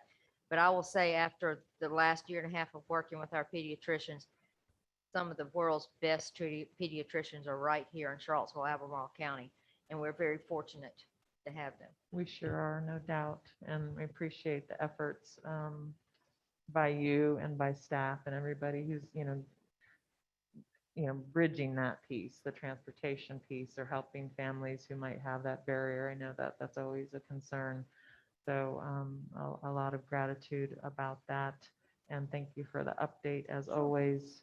And yes, please do reach out again for volunteers or help with those clinics. I love to do it. I just was not able to make the last one. So thank you for thinking of us all. Last week, I even missed the first quarter of the UVA football game to help with one. So I realize it's important. I think y'all asked me last time what would keep me from missing a UVA event. COVID testing. And maybe a grandson. I'm here. I He's know. in Stanton. Congratulations on that. Thank you. I know. Any other questions, board members? Comments? Thank you. Thank you very much. Appreciate it. Sure. I'm here for the next item. too. We're up then. Thank you. And so we're moving on to our staffing update Yes. report. Thank you. Thank you. In your, in the school board information, you have a written report, but this presentation will include some of the information in slide format so that others can see it. Next slide. The patterns that we had for hiring of teachers for this year, and I've given you a couple of years in there, wanted you to sort of see how we have been with the different races and also different genders. I think it's pretty self-explanatory. Miss Per Year did ask this morning to have numbers. The numbers from this slide for 21-22 are on the next slide. Here you've got percentages such as 73% of our new hires, which were 67 are white. You can see the number, which is 49 on the next slide. So you can look at that next slide. So these are the numbers for the hires for 21-22. And when I first started working with the HR part of this summer, it seemed like we were hiring lots and lots of people. But so I was surprised when we had fewer hires, 67 for teachers and administrators, than 2 years ago when it was 93. So I was surprised that the number was smaller. But you can see on those two slides, both the percentages and the numbers that go with the percentages for our new teachers and administrators. Then on the next slide, please. When we look at some of the trends for race and gender just with our teachers, you can see how we have gone from 18-19 through 21-22 with the different percentages. We've gone down a little bit with white teachers, gone up with black teachers. Others would include Asian and a couple of other categories in there. We've gone up. Then when you look at it by male and female, we've gone down in our females and up in our males. And then to the right, you've got the numbers for the current year that go with the percentages for the 21-22 years. On the next slide, you can see some of the same information for instructional assistants. Again, some big changes in the race. The white IAs went from 66% down to 29. You can see the number of black instructional assistants really went up. Some of our other categories changed, and then you can see female and male. We certainly have a preponderance of females in our instructional assistants with only 5% males. And you can see again the numbers for this year. Next slide. One of the things that's very important to us, and not just in HR, but in our total school division, is retention. We've had some conversations in the office about which is more important, retention and recruitment. It's almost like a chicken and the egg thing. We've got to recruit before we can retain, but if we do a great job retaining, we're not going to need to do as much recruiting. So I really believe that both are very important, and I could argue either side that one is more important than the other. But when you look at retention over the last few years, you can see what our percentages are, and I do not have numbers for that, Ms. Per Year. Did not have opportunity to get that. But you can see that overall, we have not done too badly as far as our retention goes. We certainly want to retain as many as we can, but to be in 85s and 86s for the division and teacher is pretty good based on what other divisions are doing. We did have a little drop in our administrators.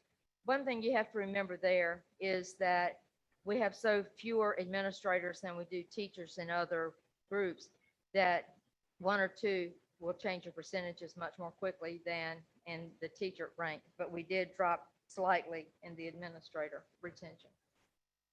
Next slide, please. So why did we lose folks? For a very a variety of reasons. Some retired. Some people probably figured out retirement easier than I did. But so we had some who retired. I hadn't figured it out yet. Some retired, a little over 20, moved. We can't stop people from moving. Pursuing new opportunities is the largest group. We've had some people who've decided to go back to school. We've had some who've decided they want to do something other than education. They just want to get in different fields. So while that is our largest number pursuing other opportunities, quite often they don't tell us what that new opportunity is going to be. The reason for leaving is I'm pursuing something new. Some may be in the education arena, some may not. But that, when they tell us pursuing new opportunities, that's what we have to go with. Personal reasons generally are things like, I'm not ready to retire, but I need a year off this year, or I'm going to have a baby, or something like that. But again, that's not a large number. It is under 20. And then staff shifts, when we move people around, it can sometimes open up positions to have an opening to have to fill. And really, when you look at because of COVID, that's very low. I would guess that some of the pursuing new opportunities could also be because of COVID, because some people just have, education has not been where they've wanted to be during the realm of COVID. So they wanted to try a different field. Dr. Pratt, do you have a question? Could I just ask, how do we ask that question of them, the pursuing new opportunities? Because I'm wondering if some of that may be burnout related. I think it is. I can't tell you the exact verbiage for the question, but I will look at the questions for this year to make sure we can try to get more definitive answers without getting in someone else's business too much. But I want to get more information about that category.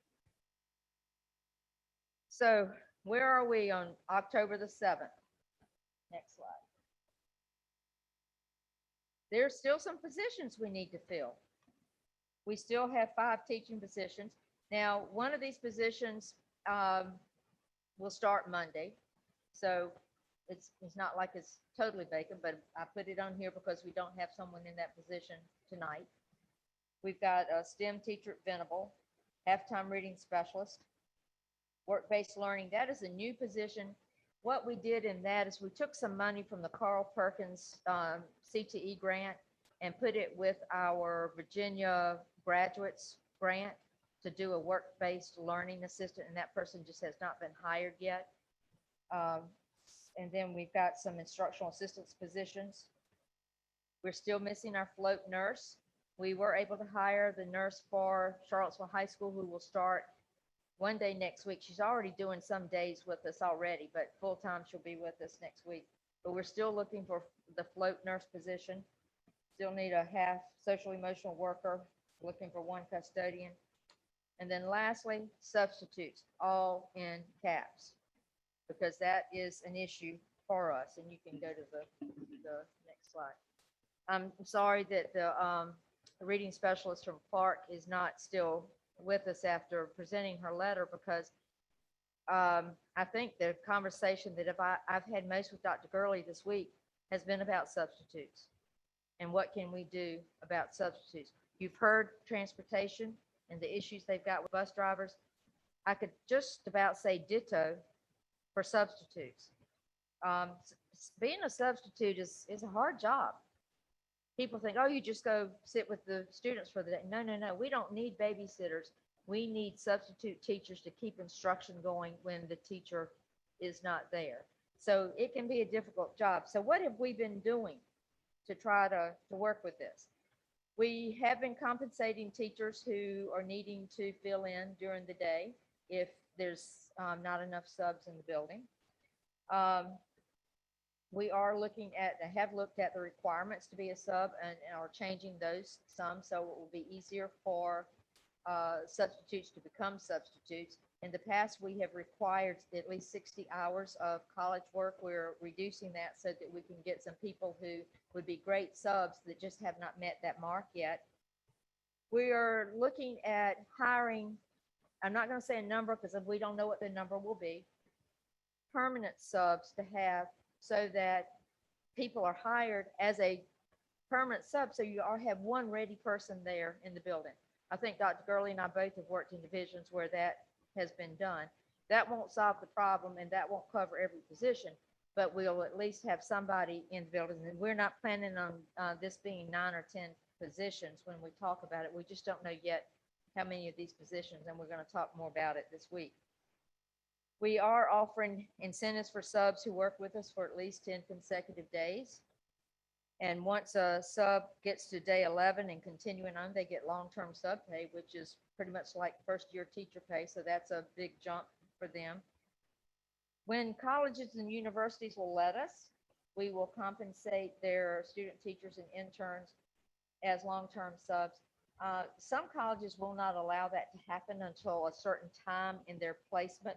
And we're really still kind of early in the placement, so they might let us do it more in November than they will in September and October, but we are looking at that. One thing that we talked about doing and happened today was some of the news stations will sometimes contact us and say, what's going on in the school system this week? What can we cover? We gave them the topic of substitutes to cover today. There was a session at Buford today to onboard some new subs, and Channel 29 came. And when you get home, look at the Channel 29 website, because there's a story about it. And Mitsuko Clemens is there. I haven't seen the clip yet, but she was on television today talking about our need for subs. So we're hoping about trying to do things like that, we will get more attention. We've asked our teachers within our building, who are the people in your community? Who are some of your friends? Who would you recommend to be in there? So it's not that we are not doing anything to get subs. We're doing lots of different things, and we will continue to do lots of different things. Some of what we were talking about with the permanent sub positions or whatever, I can't tell you whether that's just going to be the process while we're in pandemic, or is that something we're going to do in years to come? Those decisions haven't been made. We're still talking about them, but we're trying to do what we can right now to make sure that all of our classes are covered. One thing I did this afternoon and shared briefly with Dr. Gurley and also with Dr. Odie, and we will certainly do more talking about it later. Look today at the amount of absences in each of our schools and how many subs we were able to get for different schools. And some questions that we're going to have. Why are some schools getting subs at an easier rate than others? Why are some schools having a much higher absentee rate than others? So this was dated to start conversations with us today, and we will do that because hopefully we can figure out why some of the schools are having the higher absentee rate, which will reduce the absentee rate, which will reduce the need for more subs. So lots of things that we're trying to do on the area of subs. Next slide, Ms. Leslie. And so what are we trying to do for all the other positions that we've talked about? You can see these, and I don't want to feel like I'm reading them to you, but we're trying to post in lots of different places, contacts with different colleges, former employees, those who kind of wanted to be away for a while. Are you ready to come back? We're ready for you.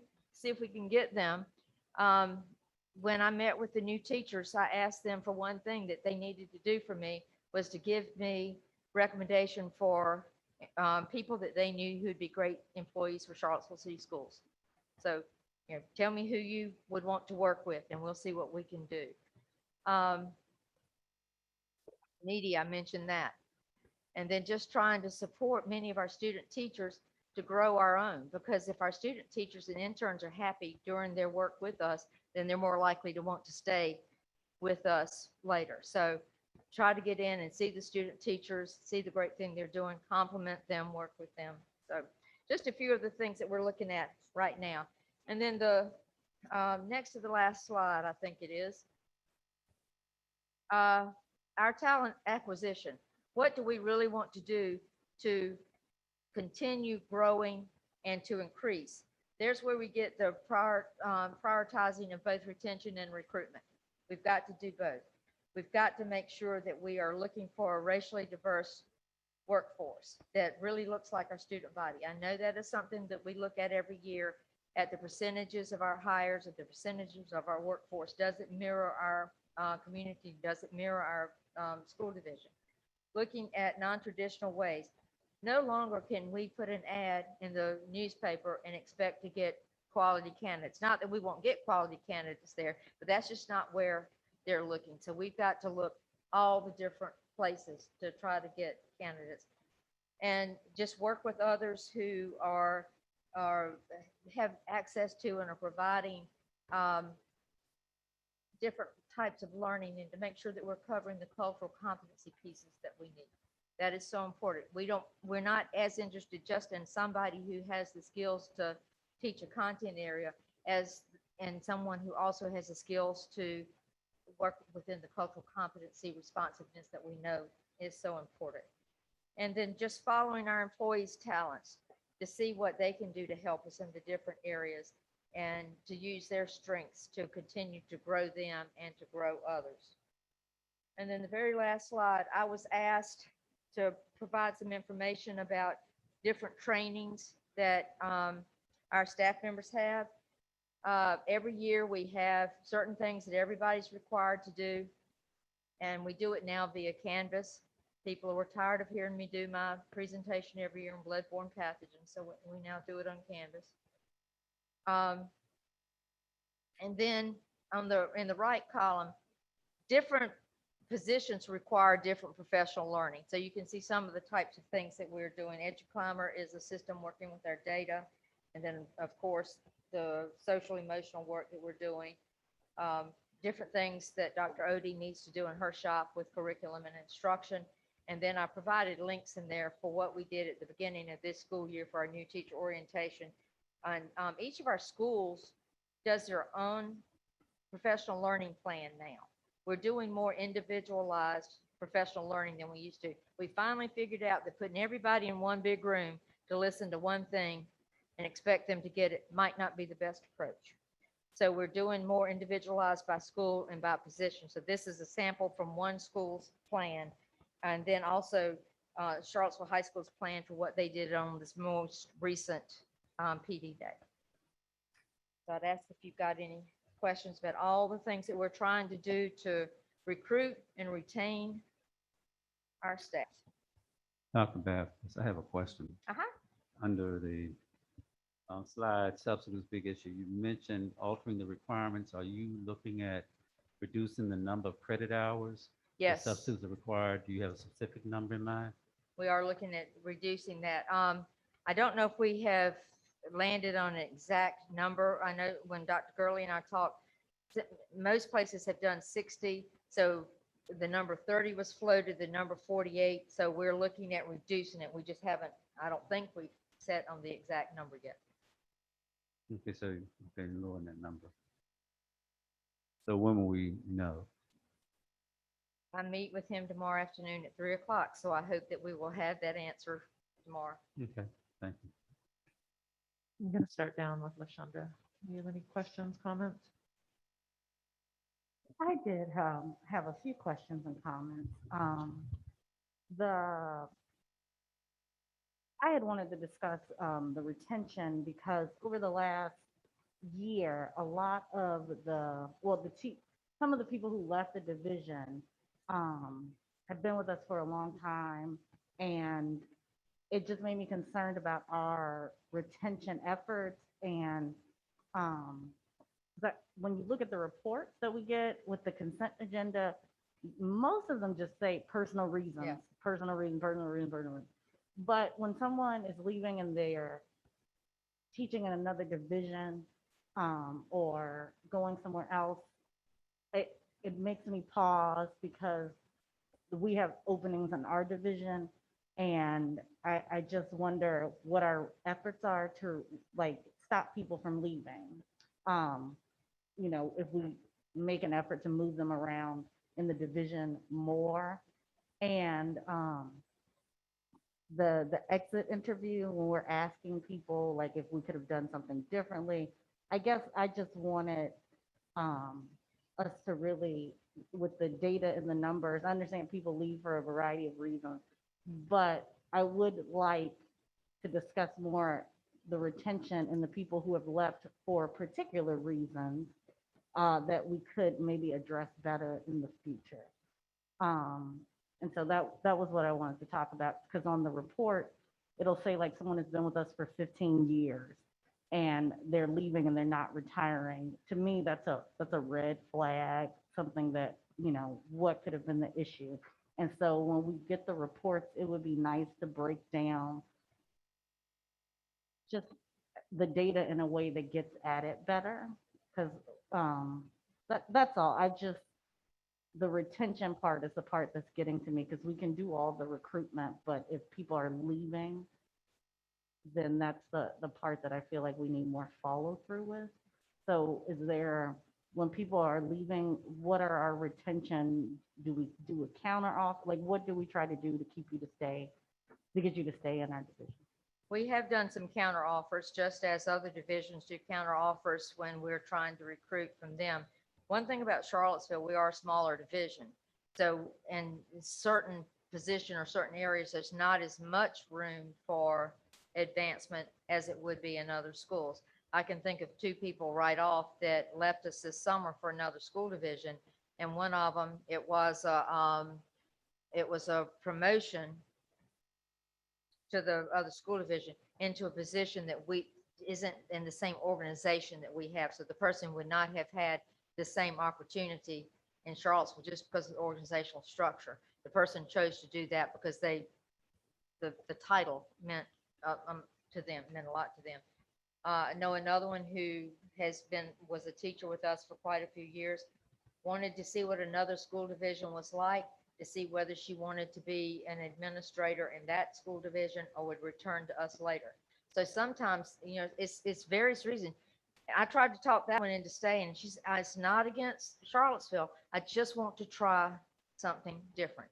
So I haven't barred the door from any to keep them from going out, but we do talk to them and to try to find out, is there something we can do? And I've tried to talk to several, and we had one who resigned this fall who changed their mind. So sometimes what we do does work, but some have just in their minds they're going to make that shift. But we do want to try to do what we can to keep the great folks that we've hired, because for every hiring decision over the lifetime of an employee, it is a large financial investment in an employee, and we want to make sure we're getting the return on that investment. So, but we can continue to do better in that regard. And then the other question I wanted to ask was about our HR procedures for when we're hiring, because I've spoken to a lot of people who, and then we had one meeting where they were teachers from my brain isn't working, from one of the schools, and they were saying about the hiring process. And so I would like us to look at how we deal with internal applicants, because that's a lot of what I get when people are reaching out to me, is how internal applicants are considered for positions and promotions. Our internal applicants are given at least as much regard as anyone else. We are looking for the best person in a position, but we're also always going to look at our internal applicants if they're qualified for a position. I can't always promise an internal applicant that they will be the one chosen, but we will certainly give them as much attention as anyone else. That's all I have for now. Ms. Perea? I too am concerned about retention. It's one thing to bring someone here, it's another thing to keep someone here. And I think if you look at your written report on pages 4 and 5, where we're talking about next steps, Dr. Gurley has hit the nail on the head when he talks about culture of care and equity initiatives. He spoke about that in the information that he recently posted on our website and information that he sent to the community in a letter. And I think we need to begin to look at our school divisions and see if the types of things that he's discussing in his culture of care and equity are things that we are doing. There may be some new initiatives in there. There may be some things that we're doing that we could do better.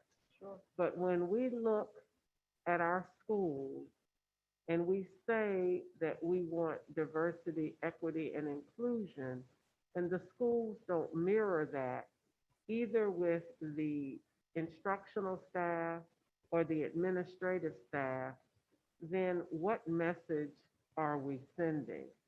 And just because we have a diverse staff does not mean that those individuals feel included.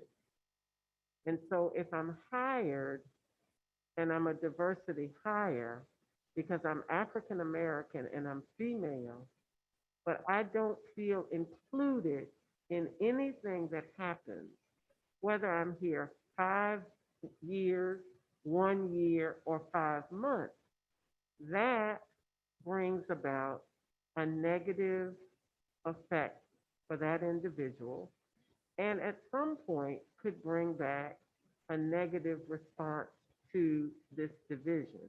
No, you can't stop people from talking. But if I'm talking to 5 or 8 or 10 people that look like me, that see the mass exodus of people that look like me, what are we doing to say we want them here? I am a product of public schools. I am a product of a public school division in the Commonwealth of Virginia. Every school I attended, with the exception of elementary school, was an integrated school. And the preponderance of my instructors looked like you, Dr. Baxter, or looked like Mr. Cuomo. There were African American instructors in my school division, and some of them I had and some of them I didn't. Things are different now than when I was in school. And people feel that it is important to have someone that they can relate to and someone that looks like them. And I'm not saying that we aren't doing anything, but I hope people understand that we can always do better. And it's very difficult to see the positivism of our school division on one side, but then hear that people don't feel included. And inclusion is more than sitting at the table. Inclusion is respect. And if the instructors and other people in our division that look like me and Mr. Wade and Mr. Bryant do not feel included, then they will leave. And if they leave, are they going to honestly say why they left? And so maybe when people are leaving, we need to make sure that the people that they're talking to are people that they may feel comfortable with in saying why they really are leaving.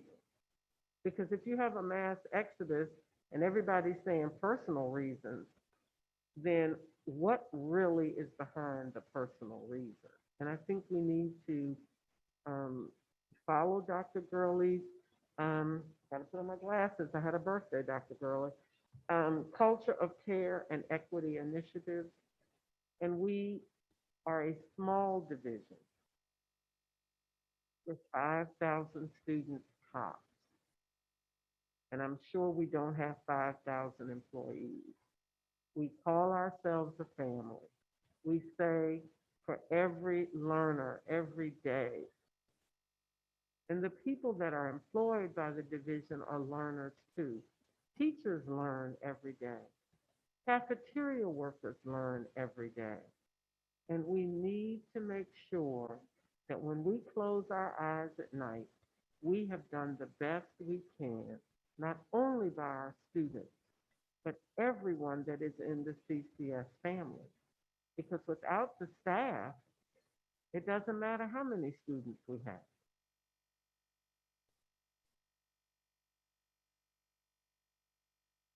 Mr. Bryant, do you have any more questions? More so a concern, and this entails retention and not feeling included.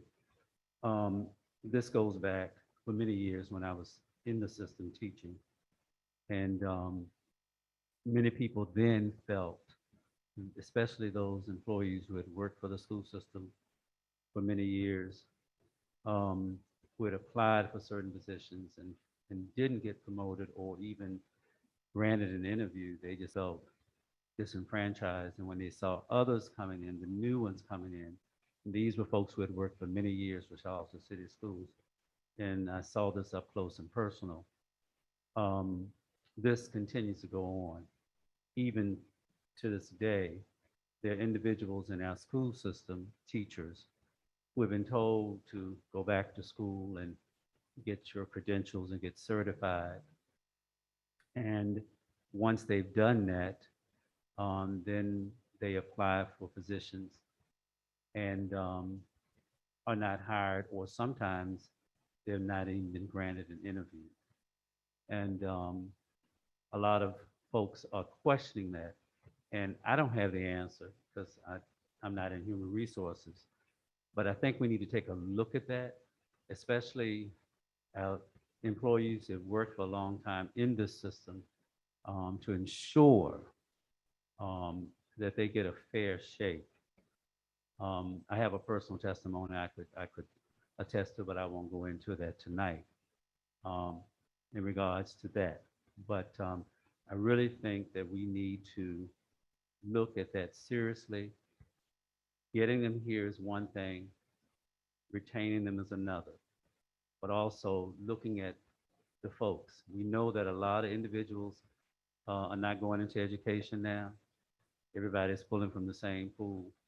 So we're going to have to work on sort of growing our own. But in doing so, we have to, if we encourage them to apply and they're never even given an opportunity to get an interview, that's a concern. And those concerns are in our community because a lot of times they will come and say, well, you know, I applied, but I didn't get an interview. So that is a real concern. I think we need to take a look at that as a school system and as a board. Thank you. Dr. Kraft?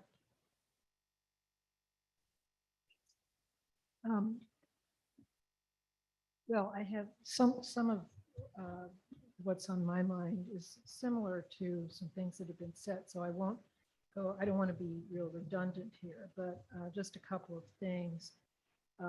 One is, you know, the substitute situation, and I'm really hearing the distress of school staff over this issue. So, you know, I don't have the answers personally, but I really think it's having such a negative impact on, you know, our ability to really function and operate the programs that we want to operate in the schools, if everybody's being called out to have to, you know, fill in. And so I hope that we are going to find out a little bit more about, you know, why is it worse in some schools than other schools? And are there some things that we are just not picking up on yet that are contributing to this problem? And I really do appreciate all the efforts that are being made to bring in more subs, but you know, the distress level over this issue is really, to me, quite serious. As far as, you know, some of what others have said, other board members have said, you know, I do think that maybe it's important to make sure that we are conducting either exit interviews or some kind of exit process in a way that people really do feel like they can say the truth. And if they've had some negative experiences, um, if they have felt a lack of support, and if those kinds of factors are contributing, that they really, that we really can find out and that they feel safe enough to express those things. So I hope that we can make sure that we do that. And one other specific thing that I've been concerned about is the stress level and sort of mental health and wellness issues amongst our staff, and the lack of services provided to our staff within our division to address those issues. And I don't think it's good enough just to say, well, we can refer you out to the employee assistance program.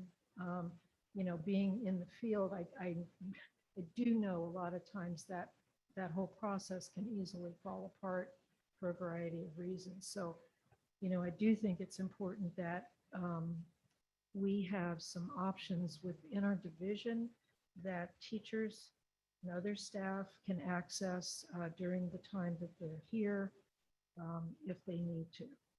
And, so that would be another thing that I would want to flag. And I'm hoping that, I'm wondering how much that's related to people leaving. So I'm just hoping that we can really focus in on some of those things. I'm so happy Dr. Gurley is here, and he's such a good listener, and I know that he's hearing all of this.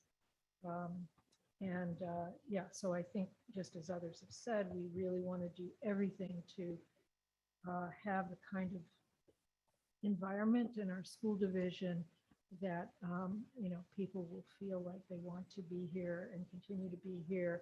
And when they're having a hard time, they will get the support that they need here. Yeah, I just, I agree with what everyone says. I think a lot has to do with the economy. I remember when we had to cap the list at, I don't know, 300 or 400 people because we had so many on it. So I think right now it's a lot of reluctance because of COVID and other things. And we just got to plow through this best we can.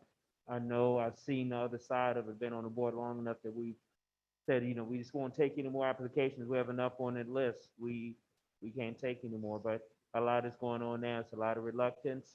The economy is hurting because people are not working because of childcare, because of, COVID and things. So we just gotta, just like with the bus things, we just gotta plow through this, and in about a couple of years, we'll be talking about, well, there's too many people on the list. So you hear long enough, you see things come back around. So thank you. Well, I've been here a few years and I haven't seen this change yet. So I'm going to hang on to your positivity and hope that it does. But with that being said, thank you for your report, first off. And I know, thank you to everybody for your efforts in addressing these and receiving these concerns, because these concerns are huge. I did not have time to go back 2 or 3 years. I know that we were in a similar situation, so I'll reach out to board members and then maybe Pam or Renee. I'm not sure if you were really here, Dr. Baptist, then, but we did have a situation with substitutes, and we had something built into our budget, as an incentive. And I don't know if this is similar to what is being presented today. And I'm wondering if maybe that, because we did build it into our budget as an active way to try and recruit and get substitutes and maintain them, if it kind of got dropped with COVID and with people not being in the building. But I just want to make sure that that's something that we are continuing, or if this is the same thing, I guess, is my question first off. So the plan that was worked out when Dr. King was still here and Dr. Hubbard and all of that, it was worked out. I believe it was dated and it was issued, it was publicized. It came to the board just before the COVID closure. It wasn't long before that. And so all of those measures, to my knowledge, have been resurrected as we've gone back to more, normal operations this year. So I know that payroll has already started to receive the requisitions were extra pay for people covering the periods and stuff. Now right, that doesn't address the fatigue and things that were talked about. And then the same goes, so all of it, I mean, to my knowledge, none of what was presented and agreed to by the board has not been implemented. Yeah. Okay, thank you. And I appreciate the fact that, I mean, it's concerning to me, and I understand that different buildings have different needs. I mean, the elementary schools are smaller, Walker's bigger, we're hearing, concerns being shared and coming from Walker right now. Not that other buildings don't have something maybe similar on a smaller scale. So I appreciate the fact that you're looking and having this discussion about, why something might be happening at one school, or why there might be an increased absentee rate at a school, or why one school might be able to obtain subs a little bit easier than others. I know that we had talked a few years ago about incentives, to try and decrease absenteeism, but now with COVID, it's like, if you're not feeling well, please don't come in the building.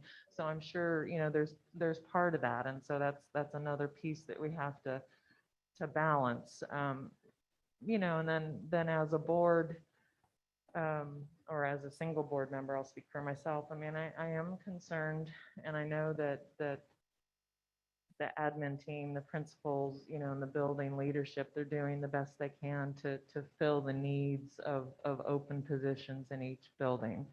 And, I've heard that, people who thought they were going to be, a classroom teacher might be needed in a different role, or vice versa. And that's part of, I guess, being an educator.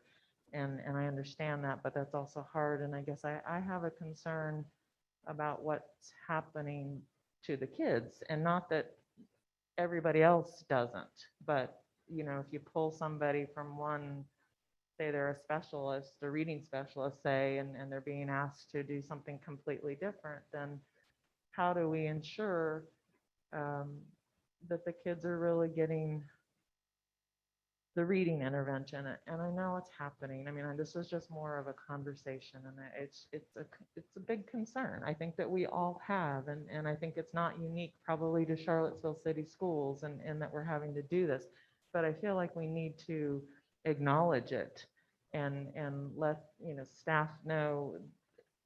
I don't know if we have answers. I know that as a board and as a board member, I want to support Dr. Gurley, and give him some time, like tomorrow, to go out and take a look at this, and for you to support your admin, and admin to support principals, but and ultimately that our kids are getting what they need. And I do have concerns, I want our kids to read. I want to make sure our kids who have IEPs are getting those services that they need. And I need to voice that I'm a little worried about that. And I don't have answers, and I'm not really directing anybody to do anything, but I think hopefully we can all come together and be good listeners, and try and figure out, and prioritize, and again, it's not to add more onto anybody's plate, and we as a community at this point in time, with staffing, everything else that's going on, might need to accept the fact that maybe we need to do a little bit less in certain areas, so that we can free people up to really get the kids what they do need, and so that it doesn't feel like it's more and more. So I hope, that's what I want. Because I am concerned about the staff that we do have.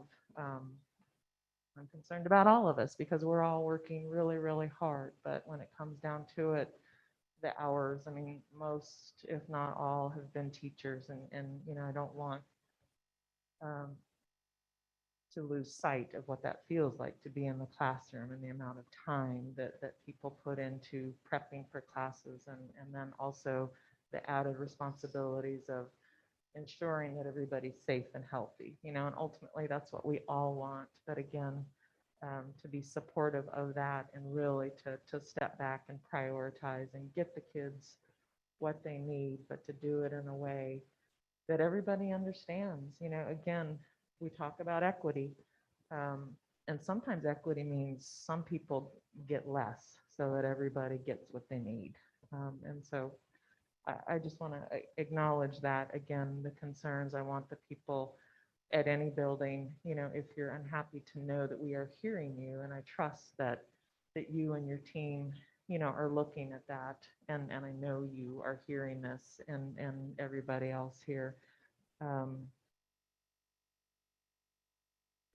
Deeper. I So- take to heart everything that's been said, and every school division is people. Everybody is people, and I get it that we all have different strengths, we've got different weaknesses, we've got different levels of comfort in different things. I just ask, as the person who's currently heading up HR, that when you're hearing these concerns as board members, please encourage them to come back to us. Some of the things that you've just mentioned, I pretty much know the situation, which I'm not going to get into, but there are times that we've got to make decisions that are not going to make people happy. And I would be glad to listen, and I would be glad to try to explain. But, you know, when we have positions that have a group of children sitting there, we're going to have to put somebody in front of children, and we may not, for a time period, have some of the other ancillary but very important services. We do offer every employee an exit interview. Can we do a better job with that? Absolutely, and we will do our best. And if there are people who don't want to come to talk to me, I will find somebody else for them to talk to. We want people to be comfortable. We want to retain. And you know, I want to listen. So I hear everything. I've taken a lot of notes of what you said. Sometimes it's just hard. And during the pandemic, yeah, the stress level has been up to here with a lot of people. And so, you know, we've tried to work with them. I don't want it to just be go CEAP, because I don't think that is the thing. I can tell you from looking at health claims, not of people individually, but of claims, we have quite a few staff who are working with individual help, and we want to do as much as we can. You know, we are there first. I won't say we're there first, but one of the reasons we're there is for the children. So all the social emotional workers that we've hired, I think, are working more toward the children, but they are still there that can maybe be a first stop to help with some of our adults. We've got lots of challenges right now. I said during the COVID report, we might be turning the corner, but it's not over. So the stress level that we're all under because of COVID is not over. And do I think the stress level is going to be gone when they finally tell us the pandemic is over? No, I don't. So we've got to keep working together, but we've got together is one of the key parts of that. If people are unhappy, got to realize that a lot of things that the division, you as the board, have allowed to happen to help our employees. And just like when any of us have our own personal problems, we have to plod through it and get to the other side. And that's what we're trying to do right now. But if we don't know the individual issues that people are having, I can't help them. Absolutely. I mean, I agree with you 100%. I think, you know, here we are at this juncture, you know, a new superintendent who I'm very pleased, we're all very pleased with, you know, is a great listener. And I think as a division, and here we are with a lot of things going on, you know, to be able to sit and listen and receive information. And as you said, Dr. Baptist, and I'm sure, you know, Dr. Gurley will be in a situation where, you know, sometimes we have to make decisions that aren't the best, but to listen, to understand, to have the conversation, to understand why things are being done, I think can decrease a lot of, you know, the angst, and it just helps. If you understand why something's done, it just makes it a lot easier. And we all know that. And I appreciate you and everybody and what you're doing, but I also want to make sure that we as a division, and I know we are, you know, we're hearing people, and we are here And we as a want to team. help. Yeah, We want to help. we really do.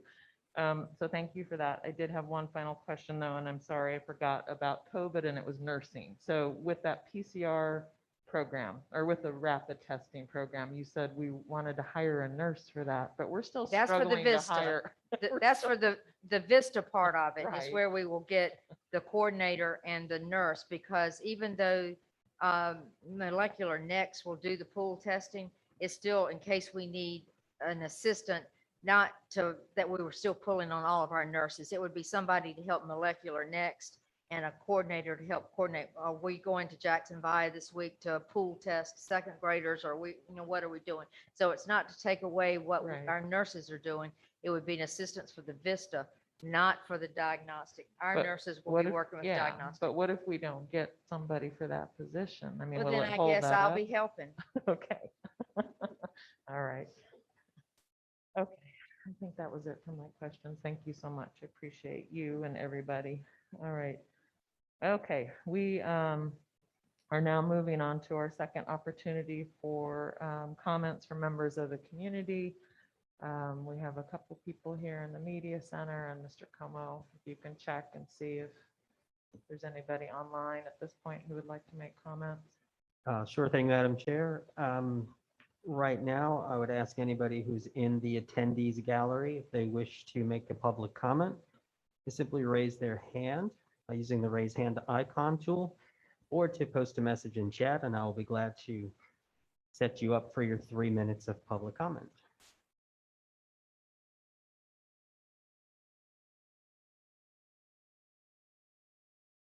Okay, we do have a hand raised. The name is listed as Deshaun Johnson. And so I will be sending you, Deshaun, to be able to unmute at this time for your 3 minutes of public comment. Hello, Mr. Johnson, welcome. Hey, can everyone hear me? Yes, sir. All righty, good. Well, I first want to start off by congratulating Dr. Gurley for his new position as superintendent. Very excited to have him on board as a student, and I've talked to a lot of teachers, and they're very excited to have Dr. Gurley. I wanted to say, first off, I'm kind of happy that I joined this meeting today, because a lot of what I wanted to talk about is what you guys have been talking about the past 10 minutes. And that's, retaining staff and why, staff are like leaving or like, are unhappy. And I've sat down over the past, we've been to school about a month now, and I've talked to staff members and I've talked to students on, what's really been troubling them. And a lot of things, you guys have touched on, but, there's a lot of other deeper reasons as well. Sorry, I can't talk.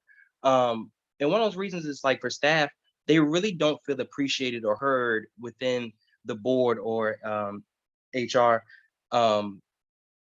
We have staff members that are covering for other staff members. And I'm not talking about, just teachers covering teachers.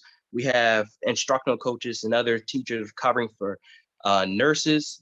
They've been the nurse for some schools for months now, waiting for new nurses to be hired. We have teachers who are subbing for classes each and every day, giving up their planning period. And, I know that's, I can't remember who said it, but I know someone had said, that's their job as an educator to be able to be flexible in that way.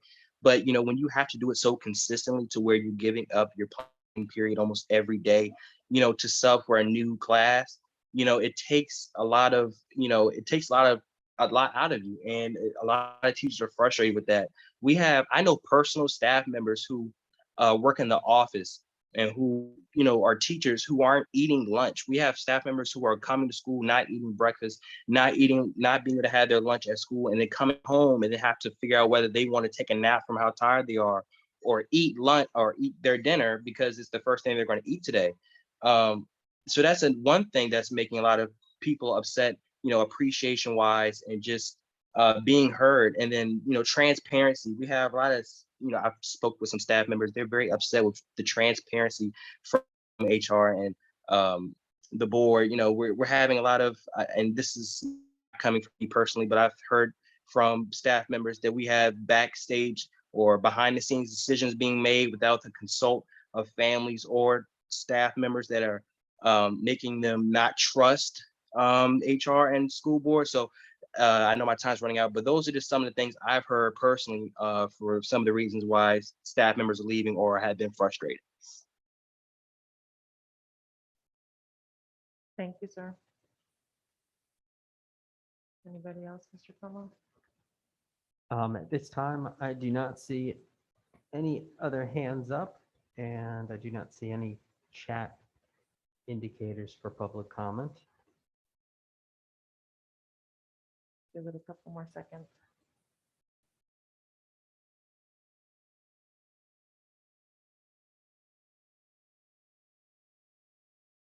All right, thank you.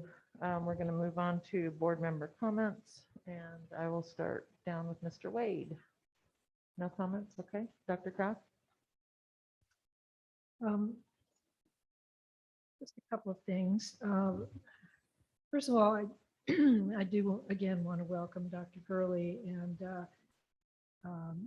just express my appreciation for your being here, joining us, hearing everything that you're hearing. You know, it's a hard thing to step in and then all of a sudden here there's this flood of issues. And you know, I just really appreciate having you here and being part of the team to work with you. Look forward to that. I would like to get some kind of an update at a board meeting coming up on the more specific activities of the social, emotional, mental health positions that we hired. I really would like to understand more about what they're doing, who's doing what. So if we could do that at some point at a board meeting, I would really appreciate it. And I guess just, you know, hearing the various things that are going on tonight, the topics that we talked about, it just, you know, really brings home how interdependent we all are on each other. We are really a village, and, you know, we rely heavily on each other. And when parts of the village aren't there, the rest of the village has trouble doing the work and, you know, covering for each other and all of that. So it's a real sense of, gosh, we're all in this together, and these times are not easy. But I'm actually grateful to be part of this division and grateful to be part of this board, as opposed to a lot of other school boards that are on like Saturday Night Live skits. I don't think we're there. And, you know, I think we really, we all want to do better. We want to do our best as board members. If there are things that, you know, you feel we could be doing differently or we could be doing better, I know I want to hear about it. So I guess that's really it. We're all in the boat together, and we're all working really hard to all stay afloat and do what needs to be done. Yeah. Mr. Bryant? First, I'd like to thank all the community members who wrote to the school board in their support of reconfiguration. And that report is now in the hands of our city council. I certainly want to give a shout out to city council for agreeing to move forward on reconfiguration. Also, I'd like to thank Mr. Garland. I know it's tough with the buses and transporting students here to and fro. Thank you and your CAT staff members or bus drivers and staff members for all of your hard work and for the update tonight. We are all in this together, and I know over time that situation will improve. So thank you, Mr. Garland, and the CAT bus drivers and your staff members. Also, want to thank Chris Myers and for galvanizing the parents in support of reconfiguration. And I think I did sign that petition. So I know my signature's on there. So thank you, Chris Myers, and all the parents who wrote us and the city council in support of reconfiguration. And finally, welcome aboard, Dr. Gurley, Charlottesville City Schools.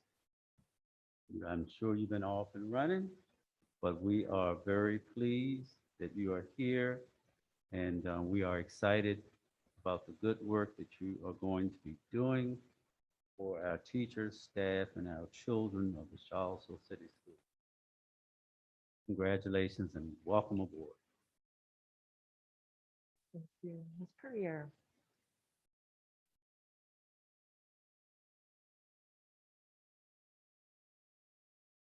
Every learner, every day, everyone.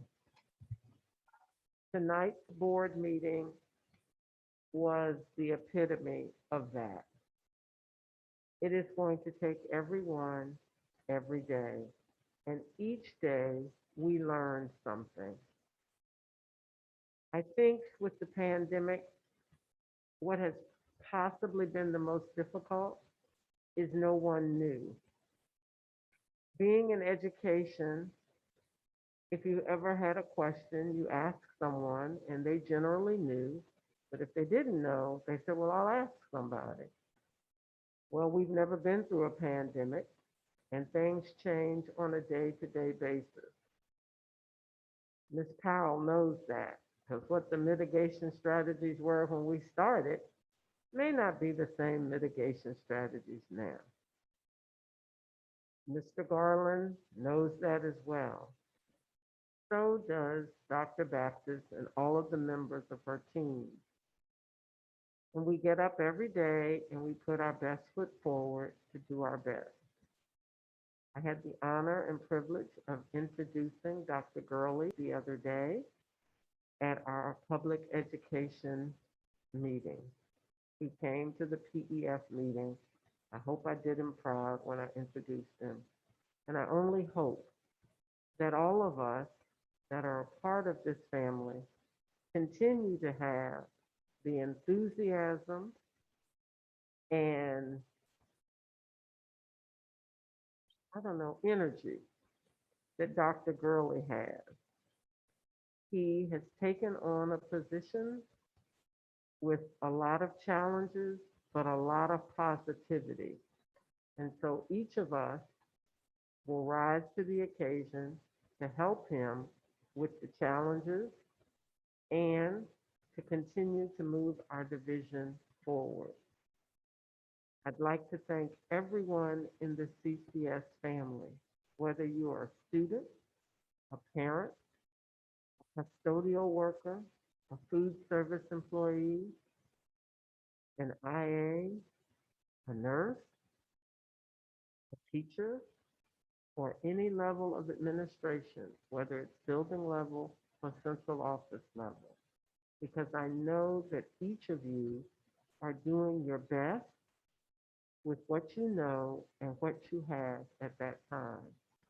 And please know that I and the other board members are here to support you.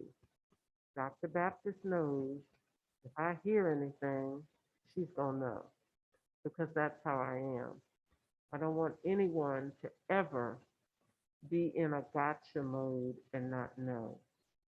And we are here to support you in any way that we can.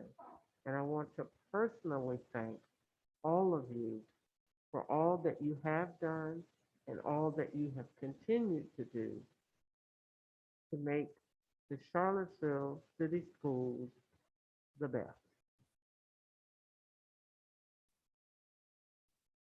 Thank you, Rashonda.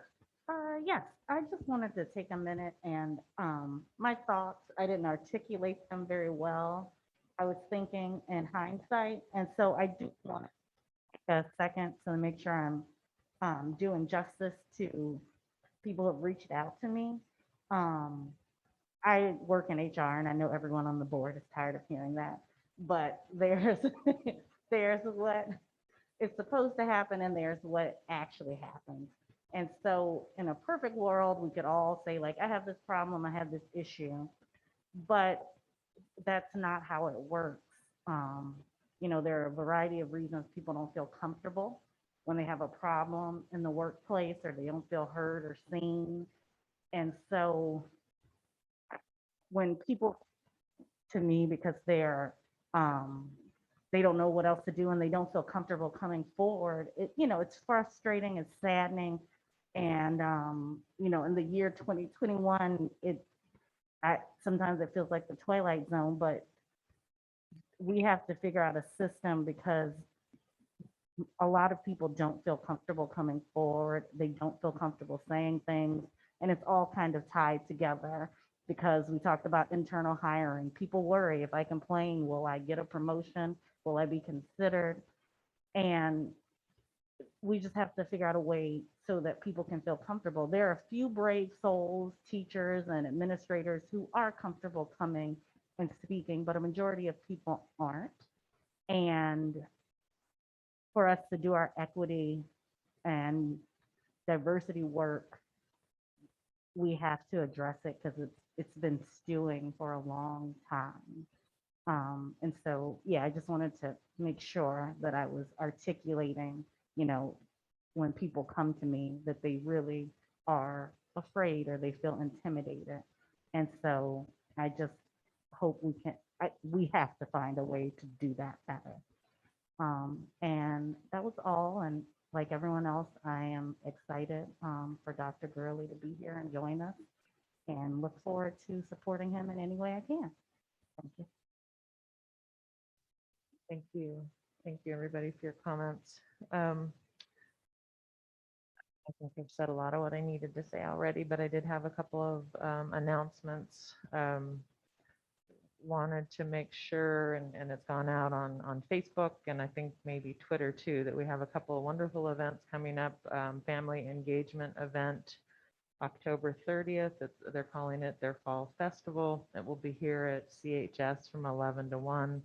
And they will also be offering Pfizer vaccines at that event. So another opportunity for vaccinations.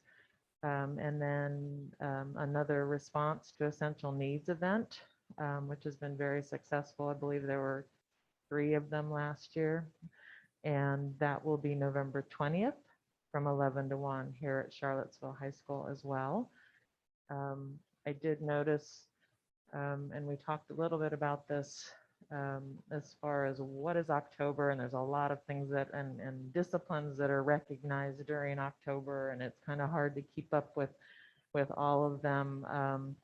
But I did notice a couple people say that I think last Friday was National Teacher Recognition Day, and I just hope that every day we recognize and acknowledge all of the teachers and every single staff member, and wish we could do more, but you are appreciated every single day.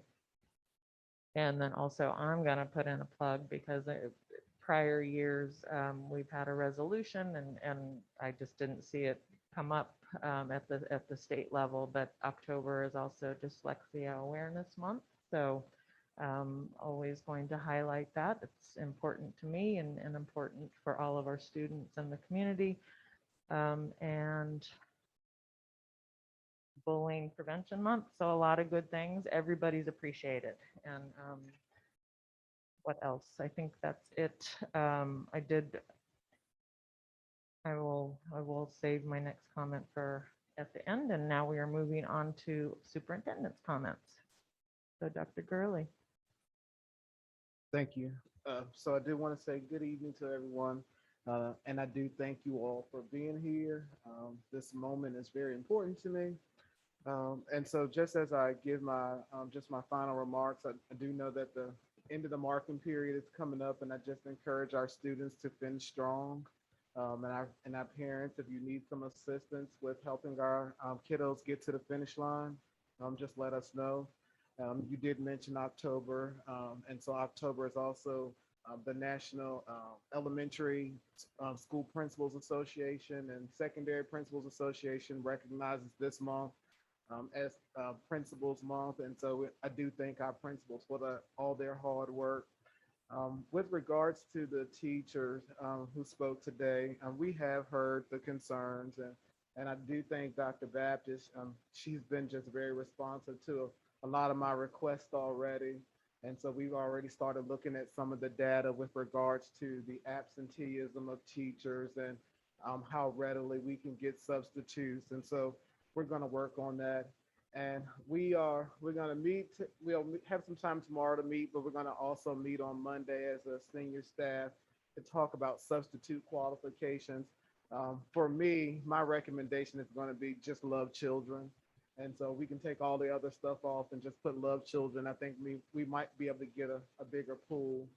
So we're gonna work through those qualifications. And I just want to thank Dr. Hastings and Mr. Marini and Ms. Thompson. I did get a chance to get out to Clark and Walker and Johnson. And there are a lot of amazing things happening there. And the energy there is just electrifying. And so I just had a great opportunity to meet with the students. And I think along that lines, I just want to, after hearing what the comments been said today, I just want to say that, you know, as I'm walking through the buildings, I'm looking at myself and these students, and I'm wondering when is the next time they're going to see a teacher who looks like me. And so it is, I just want people to know that it is equally important for me to ensure that we are trying to seek and retain highly qualified teachers of color, because as I'm walking through the building, I do see an absence of people who look like me. And I do think that all children, whether you're white, blue, green, brown, or whatever color, you should have an opportunity to experience a Dr. Gurley, or when I was Mr. Gurley in the classroom, because there's a lot to learn from just the diversity of thought. And so we'll work through those things. And I know that there's some things happening already, and the professional development pieces. And we're just going to get smarter together, and people will see that. And we have the TAC meeting, which is the Superintendent's Advisory on Monday. And I'm really looking forward to that, because what I heard tonight is people who don't typically feel like they have a voice and they're not heard. And I believe this will give them a space to be heard. And so what I hope they hear on Monday is that you can ask your questions without a fear of being retaliated against, and that someone's always going to be in your corner to support you. And so I believe Monday will be the beginning. I want it to be the beginning of a new era, as they say, where people just, you know, you don't have to run. You don't have to run from, you can run to. And so we will be that place that you can run to. And the last thing I thought about is that I received a card prior to getting here. Ms. Thacker handed me a stack of cards, and one was from a teacher in high school who sent me this really sweet card. And it literally left me in tears all the way home. And so he asked me to give him a call, and we had not spoken in over 30 years. And in about 20 years, I should say, I'm sorry, over 20 years, well over 20 years. And so what if this moment and the things that I heard people say, teachers have a lot on their plate, and we are all in it together. And the bottom line is what is the last thing that he told me on that call. He said, remember when you were running cross country, I wasn't good at it, I'm gonna say. But he said, just remember to keep putting one foot in front of the other, and we'll get to the finish line, and I'll be waiting right there for you. And I do believe as long as we continue to move forward together, we're gonna achieve our final goal, which is the success for our community and for the students. And so we're gonna be better together, and I'm looking forward to the work, the hard work, which is doors opening for children. So thank you. Thank you, Dr. Gurley. Thank you so much. All right. Work session wrap up, Dr. Baptist.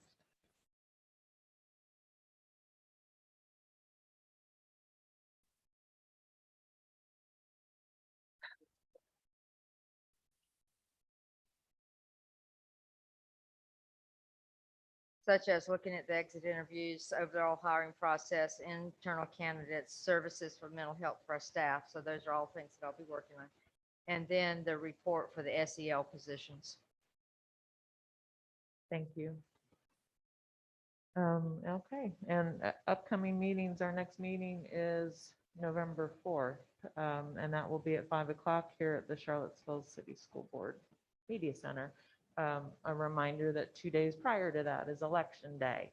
So everybody go out and vote. There's early voting that's happening, and the 2 Saturdays prior to that, the precinct or the that you can go and vote on those Saturdays. So that's an option for students, college students that might be able to make it back into town on those days to vote. And also, just real quickly, I wanted to just bring to everybody's attention that the 18th is the council work session. Now, it was my understanding at this last meeting at City Council, they actually did take action to move forward and support the plan for us to continue with reconfiguration as stated in our resolution that we unanimously approved. And at one point, it was thought that it was going to go back to them on the 18th. I don't believe it will, but I do want to draw attention that that is a council work session, so it's budget development. So it would still be important, if you can, to tune into that, please. And, you know, to sign up for public comment if needed. So just to continue to support moving forward with reconfiguration. I think it's important for us and the community if, and hopefully it is something that you support, that you will continue to be a voice for that. All right, with that, I will adjourn the meeting. Thank you, everybody.